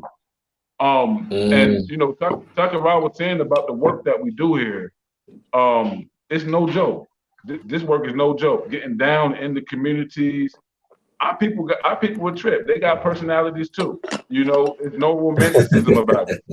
You have to find Africans that understand that we too are Africans, and that the same right that any other African in Africa would have to live among them with freedom and as neighbors and in peace. We just want the same thing, and we believe we can contribute greatly just in that equal status. And so, what we're really fighting for is the restoration of our lineage rights as the African diaspora. We deserve it. We deserve it in Africa just as much as we deserve reparations from the Bukra or the Yoruba. We deserve our lineage rights being recognized and restored. And if these states refuse to do it, we need to really start listening to our own internal spiritual self, because we already know what we have to do about it. Again, before I say anything else, I want to say, man, let us really focus on Niger. Let us give our energy over there to our brothers and sisters over there. This could possibly be the first of a serious battle, a serious war here on the motherland. And what you'll find is that the prior Ghana, Mali, and Songhai Empire, their descendants are these same people that's standing up, and they're saying, keep your French, go back to France. Anybody who wants to stop us can get it. And when you see military alliances chopping off, it's very serious business. Let us not forget about the Ethiopians being killed by the Saudi Arabians at the border right now. They're hiding it. The blackout. Right now, the fight for territory is serious because the land holds resources. Our people understand it, and we have to be the solidarity force that it's our destiny to be. So that salute to y'all, man. And I think this is a very great opportunity for us to really build with the people out there. Thank you, Sakurai, and the rest of the team. No, it's all good, King. It's all good. I'm gonna just crown what you said with a reading from Philosophies and Opinions, where Papa Garvey says the battles of the future, whether they be physical or mental, will be fought on scientific lines, and the race that is able to produce the highest scientific development is the race that will ultimately rule. Yeah, I'm just pointing that out. All right, more can be said on that subject. Brother Leader, there's a question here, and I think that you might be best placed to answer it. Question on REFM, Joseph L. Patterson, who is the head of a political party, a new political party called the United Independence Congress of Jamaica, made the statement whilst praising Papa Garvey, that Papa Garvey was had delusions of grandeur in thinking to save the entire race. What do you think? And yeah, I know the impression I got when he said it, Brother Leader, but let me know your impression and see if it aligns with mine, because Tenai I did watch the proceedings, the REFM annual tribute to Papa Garvey, and I saw most of our brother Joseph Patterson's speech. I don't remember this particular line, but I do recall that I had missed a part of his speech in transit, so I could have missed what he was saying there. But going from what I understand, our brother's level of respect for Papa Garvey's legacy is, I don't believe that this would be a slight on Papa Garvey. I think that what he meant to have said, and perhaps unfortunate choice of words, but I am confident that what he would have meant, I did. He has said that is that we are so messed up as a people that the idea that you could save the entire race might be beyond the reality of the condition that faces Africa and African people today. That's my interpretation of what I think he would have meant. I do not believe, and I would have to go back and re-watch the speech and make a further assessment. But as I said, just based upon what I've heard from the brother before, and the level of deference and respect that he affords Papa Garvey, I do not believe that was intended to be a slight on Papa Garvey. Tendai Mwari. I sense, Baba Sengo, you want to come in here. Yes, I totally agree with you. you know, Marcus Garvey said himself that some of us ain't gonna be good in Africa. He said That's they right. will take us all back to Africa. And That's he right. also, you know, what the brother's saying is that there's a whole lot of things that transpired against Garvey that came from inside our own race. Mm-hmm. So what I'm saying is that, you know, we have the ability years later, after Garvey has now gone into the whirlwind, to assess that I call, you know, people get mad with me because I call them black Urugus. I call those, and as Precise said, everybody ain't gonna make it. So I think what the brother is saying is Garvey started out, and it's in the Constitution, trying to save the whole race, when in reality you have to save those that are ready to be saved. That, I mean, so I just wanted to add to what you were saying, Brother Leader. I don't see that as necessarily, particularly not coming in 2023 and us looking at the various different black Urugus that are loose. Tendai Mwari, can I just add another thought to that very quickly? That said, Papa Garvey was a true visionary. And a visionary sees beyond the mundane. A visionary sees beyond obstacles. A visionary only sees possibilities. A visionary finds, you know, is driven by the challenges of breaking down obstacles. Yeah. A visionary is not put off by obstacles. So Papa Garvey, being a true visionary, is not going to be dissuaded by the fact that the minds of our people are messed up. If the white man can mess our minds up, then we can go after those whose minds are messed up and save at least some. But we have to go after all to determine, you know, who is savable and who's not savable.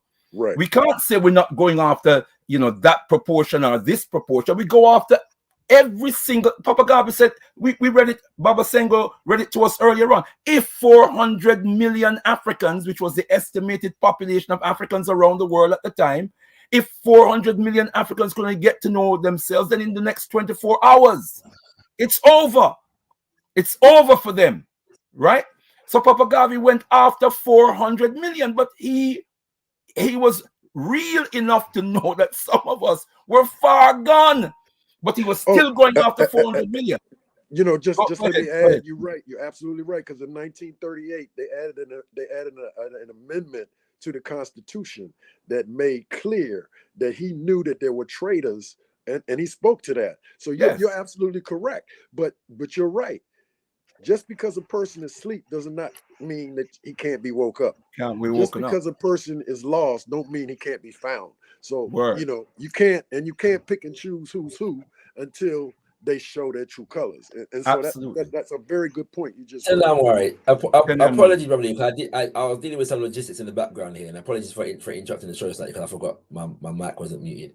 But I because of that I missed your answer. And so I don't know what you said. So I was want to double check. Because did you think that he was being insulting at all? No, to Papa Garvey, no. Right. Okay. Because I took it as a slightly tongue-in-cheek statement. No. You know what I'm saying? You know, like if somebody says, to put it another way, he was crazy enough to think that he could liberate the African race or something like that, right? You know, crazy in one instance might be considered an insult without necessarily meaning to denigrate Papa Garvey in any way. Yeah. You know, I've heard brother Joseph Patterson enough times to know that he has a deep respect for Papa Garvey, and that was evident in the message. Yeah. Well, yeah. I mean, and he has grounded the aims and objectives of the UIC in the vision of Papa Garvey. Yeah. His platform he has presented his platform as a Garveyite platform. Yeah. So we think that whilst he was recognizing that there are some of us who are beyond salvation, and that Papa Garvey was on a hiding to nothing, to, you know, in the idea that all of us could be saved.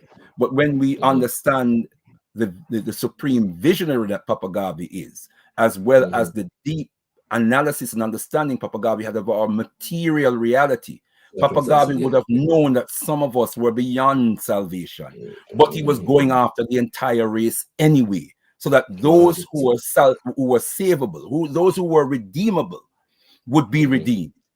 Yeah, so, go ahead. Would have, or at least would have a chance of being redeemed. So a lot of the answer came right from Garvey in the Black Man magazine, because this was after Shaka Ra, after a lot of things came after him, and it was later in the years, so he had an opportunity himself to assess, just like what Brother Lita is saying. But at the same token, the vision was to save everybody you can. Period. To save 100%. Just to say, we are discussing an event that took place in Jamaica, which is hosted by IRI FM annually, which is in honor of Marcus Mosiah Garvey, the most eminent. You can watch that event, on IRI FM's channel now, and particularly the speeches. This year was probably one of my favorite years in terms of the speeches that were delivered, partly because all of them, practically nearly all of them, focused on the issue of Jamaica becoming a republic, and some very deep political analysis, went into all of those speeches, even from some of the more questionable characters, right? There was a lot to learn, right, within what they said, and Brother Patterson was among the most insightful in terms of the history that he outlined of Jamaican politics, and how the colonial and neo-colonial system has continued to oppress the people, and how the colonial administration sought to get rid of Papa Garvey and then co-opt Papa Garvey, whilst betraying, the interests of the masses of the people in the island of Jamaica. If we had more time, I'd go into more philosophies and opinions and break down the manifesto of the People's Political Party, and the speeches that Papa Garvey was delivering in Jamaica, because it's like every word applied to right now. It's like, you know what I'm saying? Like, if you want to understand it, this is one of the brilliant ways in terms of just how these books are like organized. It's very, very well done. Just in particular, this one, there's 4 sections in the book. Sorry, 7 sections in the book. And part 1 is God, Man, and the Rule of Intelligence, and a lot of that deals with what Baba Senghor opened up with, that kind of reading. Papa Garvey dealing with self-development. You know what I'm saying? And seeing the best within yourself as a means for accomplishing this work. People underestimate what he was doing, and some people actually suggest that this was him selling out, because a lot of those messages were delivered in the 1930s, during his tour of the Caribbean, and there was a lot of stuff going on at that time, and so a lot of the socialists them wasn't appreciating a lot of the messages that he was delivering at that moment in time. But they're powerful nonetheless. Then you got the disabilities of Black folk. The character, part 3 is the character and self-reliance. Part 4, leadership. Part 5, what is to be done. And part 6 is the science and art of politics. And if you want to understand Papa Garvey as a political thinker, as a political mover, maneuvering within the colonial system, there's the collection of essays in this book, More Philosophies and Opinions of Marcus Garvey, and that particular chapter is a very, very good read. It's just interesting to see how he was trying to work within the colonial administration, but to overturn the colonial administration through the organization of the people. How he was attacking the colonial system and the judges, and the corporations from Britain and America that were operating in Jamaica at the time, particularly things like the United Fruit Company. How he was undoing the colonial propaganda in terms of what is and what is not a handout, what is and what is not socialism. So if it's not socialism for the government of the colonial government to give this corporation money and that corporation money, then they can give money. It's not socialism for them to give it to the people of Jamaica. Yeah, you know what I'm saying? Things like that he was saying in that particular book, you know. So I encourage ones to do that. But yeah, we have to be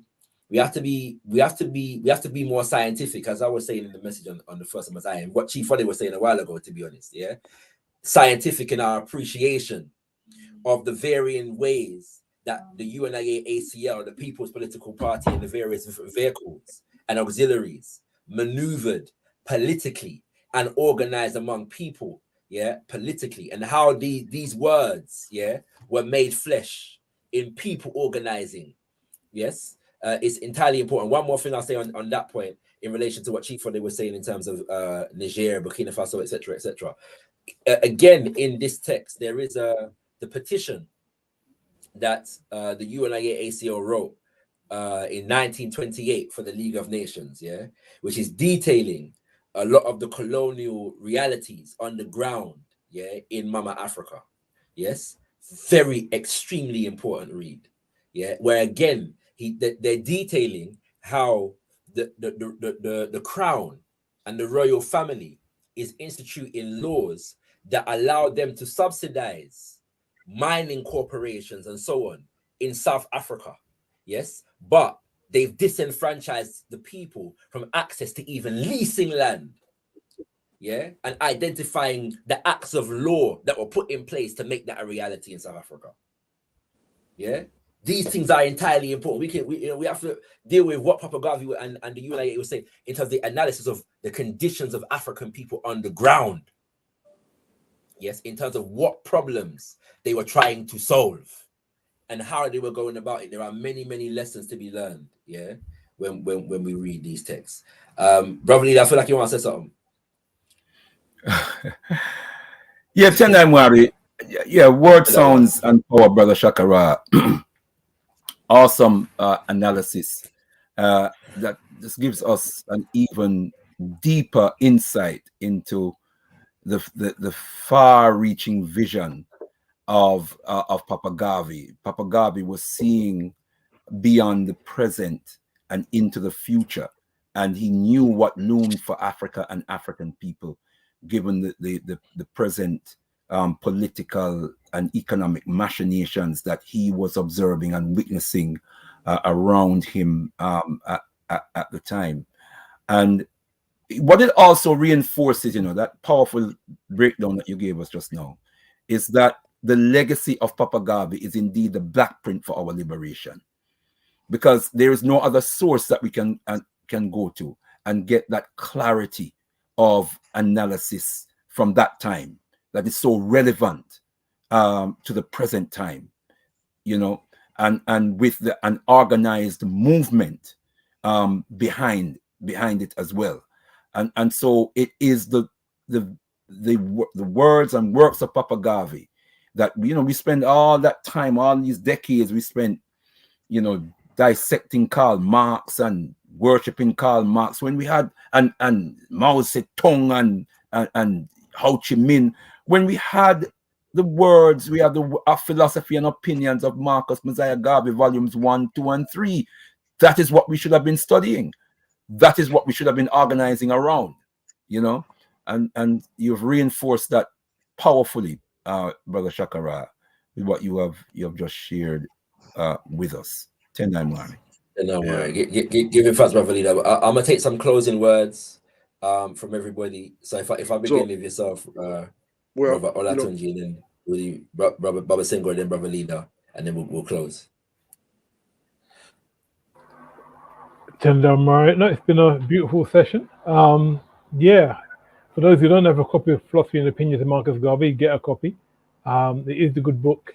There's so much in there, relevant, as relevant now as it was when it was written, published 100 years ago. So yeah, we just give thanks and praises for the Mosiah season. And join us again, sisters and brothers, on the Module Day for Sister Sheila Brown, going deep into the life and legacy of Queen Mama Amy Jakes Garvey. Tendai Mwari. Garvey lives. Garvey lives. Garvey lives. Garvey lives. Mosiah lives. Mosiah lives.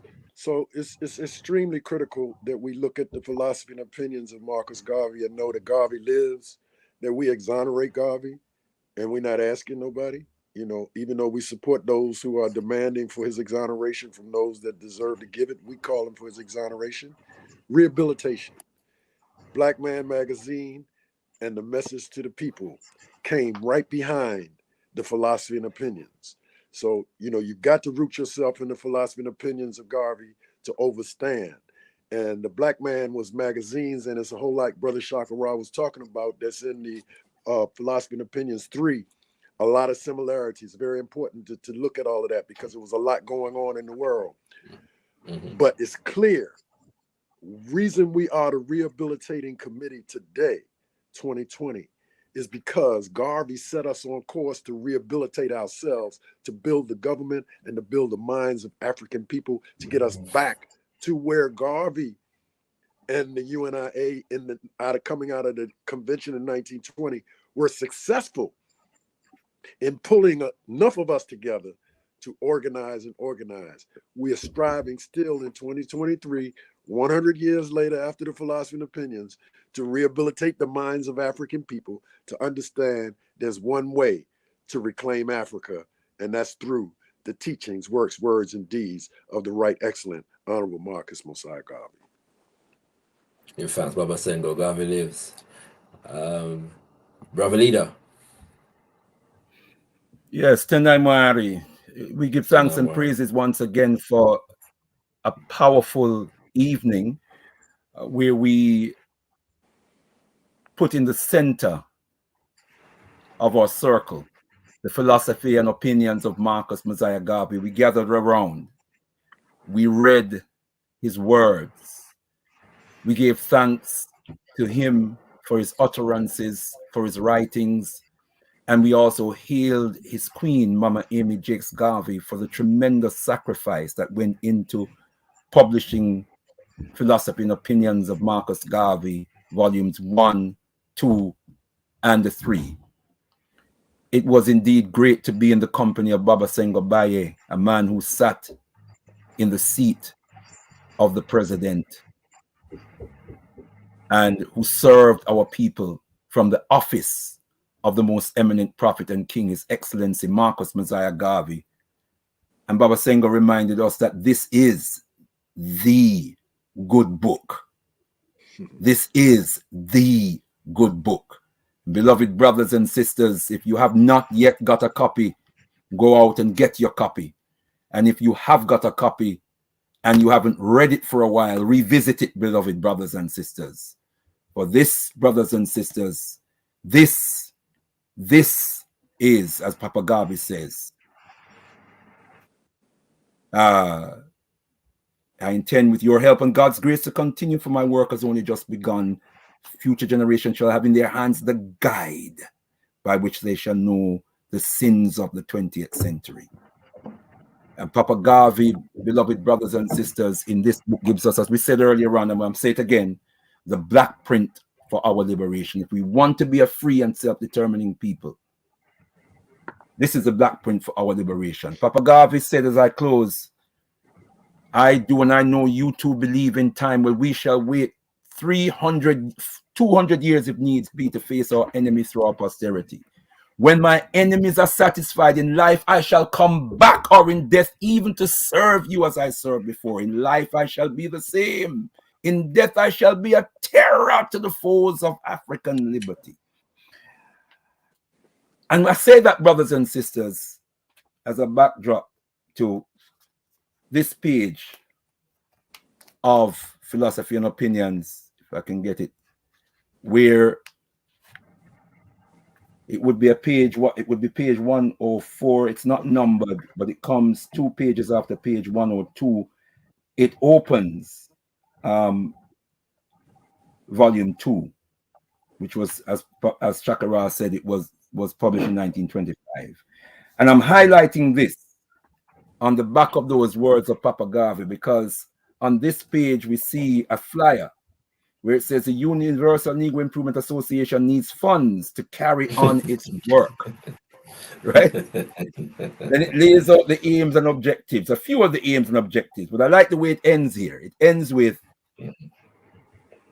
in making your will, remember to bequeath something to the organization to help in the work of African redemption, so that even in the contemplation of our leaving this mortal coil, we have responsibility, even in death. What did Papa Garvey say? In life or in death, I shall continue to serve you. Isn't that what he said? And he's calling upon us now to serve in life or in death. I love this. I just love this flyer. I love the way this flyer ends, requiring us that when we are contemplating our leaving this earth, that in our will we must leave something for the UNIA, or leave something that will help the liberation cause of our people. I close with the further words of the most eminent prophet and king, His Excellency Marcus Mosiah Garvey, as I always do. Unite, organize now or perish. Rise, you mighty African people, for you can accomplish whatever you will. Africa, to the God of Africa be the glory. Tendai Mwari. Garvey lives. Garvey lives. Mosiah lives. Mosiah lives. As we close, brothers and sisters, a word from the prophet himself. He says, there has never been a movement where the leader has not suffered for the cause and not received the ingratitude of the people. I, like the rest, am prepared for the consequences. Yeah, that's how volume 1 closes. So we're going to close it on that point, except Uncle Olatunji, are there any housekeeping that we need to take care of before we wrap up? I will say, well, there is one thing. So join us again this coming Umoja Day, Sunday, the 27th of Mosiah, where we will be joined by our sister Sheila Brown, who is going to be expounding upon and embodying the spirit of our Queen Mama, Amy Jakes Garvey, our women, and what they think, the life and legacy of Queen Mama Amy Jakes Garvey, the 27th of the 8th of Mosiah, 2023, from 7 p.m. BST, which is 2 p.m. EST. Family, to join us where you are right now. Just come back here on a Mosiah Day Sunday, and we look forward to seeing you then. Tendai Mwari. Yeah, just to add, could you go today next Babylon Monday, the 28th? We're going to be there again on galaxytheory.net. Africa Speaks with Alkebu-Lan, 7 p.m. to 10 p.m. BST. I believe that's 2 p.m. to 5 p.m. EST. Dealing with the Niger situation, sisters and brothers. So we're in the context of Mosiah and African redemption, looking at going deep into the background of the Niger situation. It's been mentioned tonight already. We're going to deal with that and really look at what's really going on and what are the prospects for African redemption here in the year so-called 2023. Tendai Mwari. Tendai Mwari, family. I feel like we're going to have to do this again. Maybe we have to reconvene in 2025 for the 100th anniversary of Volume 2 or something. When was Volume 3 published? 1977. 78, 77. Okay. 77. Yeah, so I do plan to be alive in 2077. Yeah. So do I. So I'll be here for that one too. Yeah. In life or in death, I will continue to serve you. Exactly. Like we say, life to life. That's right. You know what? Sorry, brother. Just a point. Some people have a problem dealing with the word death, but Charles L. James said it was left to him, death would die. Yes. So that, you know what I mean? The UNIA, life. You finish the physical life, then you go into the spiritual life. Indeed. Part of the UNIA's program, was to actually take care of members and their families when they pass away, So even when Brother Leah says, them say, well, remember us in your will, the UNIA had a program, for saving money to assist in the burial of its members. I'm saying? They took care of the dead and the dying. Yes, that was right. Part of the program of the program. The program of the UNIA. Not just the dead, but also the dying, because there was that social Black Cross nurses program, the Black Cross nurses that took care of that. And a good way of saying that is we're striving to catch up with our ancestral intelligence. Word 100%. Word 100%. Absolutely. All right, family. Want to give thanks to Baba Senghor, as has already been said, Brother Leader Bandaka, and also Chief Fode, President Kenya, the lights went out again in Freetown. That's why you haven't. I meant to announce that earlier, but they sent a message and said that. But we give thanks for their powerful contributions. A powerful couple in our global African community, and also Brother Sam P.K. Collins, who brought the whirlwind. As has been said, and like I said, stay tuned. You're going to be seeing more of Brother Sam PK in the future, in the not too distant future, and all the other brothers and sisters. I did send it to a couple of our UNIA ACL RC 2020 brothers and sisters. Some of them said that they may not be able to make it, but they will try, and obviously they weren't able to. So let me extend an apology to you, because we just got back from Oakland, man, and it was powerful. So no, I know. I mean, yeah, it was powerful. In fact, there was a convention over the weekend in the week, Kings and Queens, and so everybody, is still traveling and all kinds of different things. So we appreciate that the work is going on. So there's no offense taken. It's just that they did say they may not be able to make it, and we just want to send them some love anyway. All right, family. Once again, this coming on Module Day Sunday, the 27th of Mosiah, come through for our women and what they think. Our honoring of Queen Mama Amy Jakes Garvey. We look forward to seeing you there. Tendai Mwari. Be thankful unto the Mother, Father, Creator of the universe. Because give praises unto our great ancestors. Abibi Tumi, Abibi Fahodiye, African power and African liberation for all African people. One God, one. Baba Singer, can you just hold tight for a moment? Garvey lives. Garvey lives. Garvey lives. Mosiah lives. You live? You can enslave what was done for 300 years, the bodies of men. You can shackle the hands of men. You can shackle the feet of men. You can imprison the bodies of men. But you cannot shackle or imprison the minds of men. I sparked the blunt before I wrote this, unsure how I approach it. I'm coughing up a lung like I got COVID, gas potent. Snapping on the track like poetry, words spoken. I've been in my feelings trying to find a state to cope in. Justice for Breonna Taylor, case reopen. Let that soak in, plain clothes, late night, no knock warrant. Morally abhorrent, bullets pouring, mingled and discordant. Murderous cops let her bleed out and hope she ceased to flourish. All them white lies, holes in they stories porous. No value for black like 32 shots, xenophobic. Then play the victim, dog on a nigga like some slavers. No accountability, just one time for white neighbors. And I'm livid cause they take the truth and pivot. Get acquitted above the law when you a bigot. They ask if racism systemic, but that's just ignorant. Them pigs only timid when they see pigment. Whitewash our academics, malicious and malignant, ill-intended. Equality is but a figment. Got two justices, I'm searching for some sort of semblance.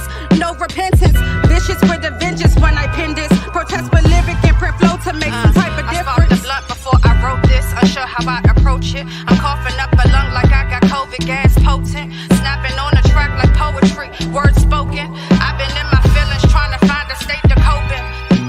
Buffalo soldier, dreadlock Rasta, return to Messiah, smoke it higher, 13th letter, beast never let up, stay with the get up, fall but you get up. To be reflected and resurrected by our generation and our posterity. Why should we be discouraging somebody laughs at us today? Who's to tell us tomorrow will bring I sparked the blunt before I wrote this, unsure how I approach it. I'm coughing up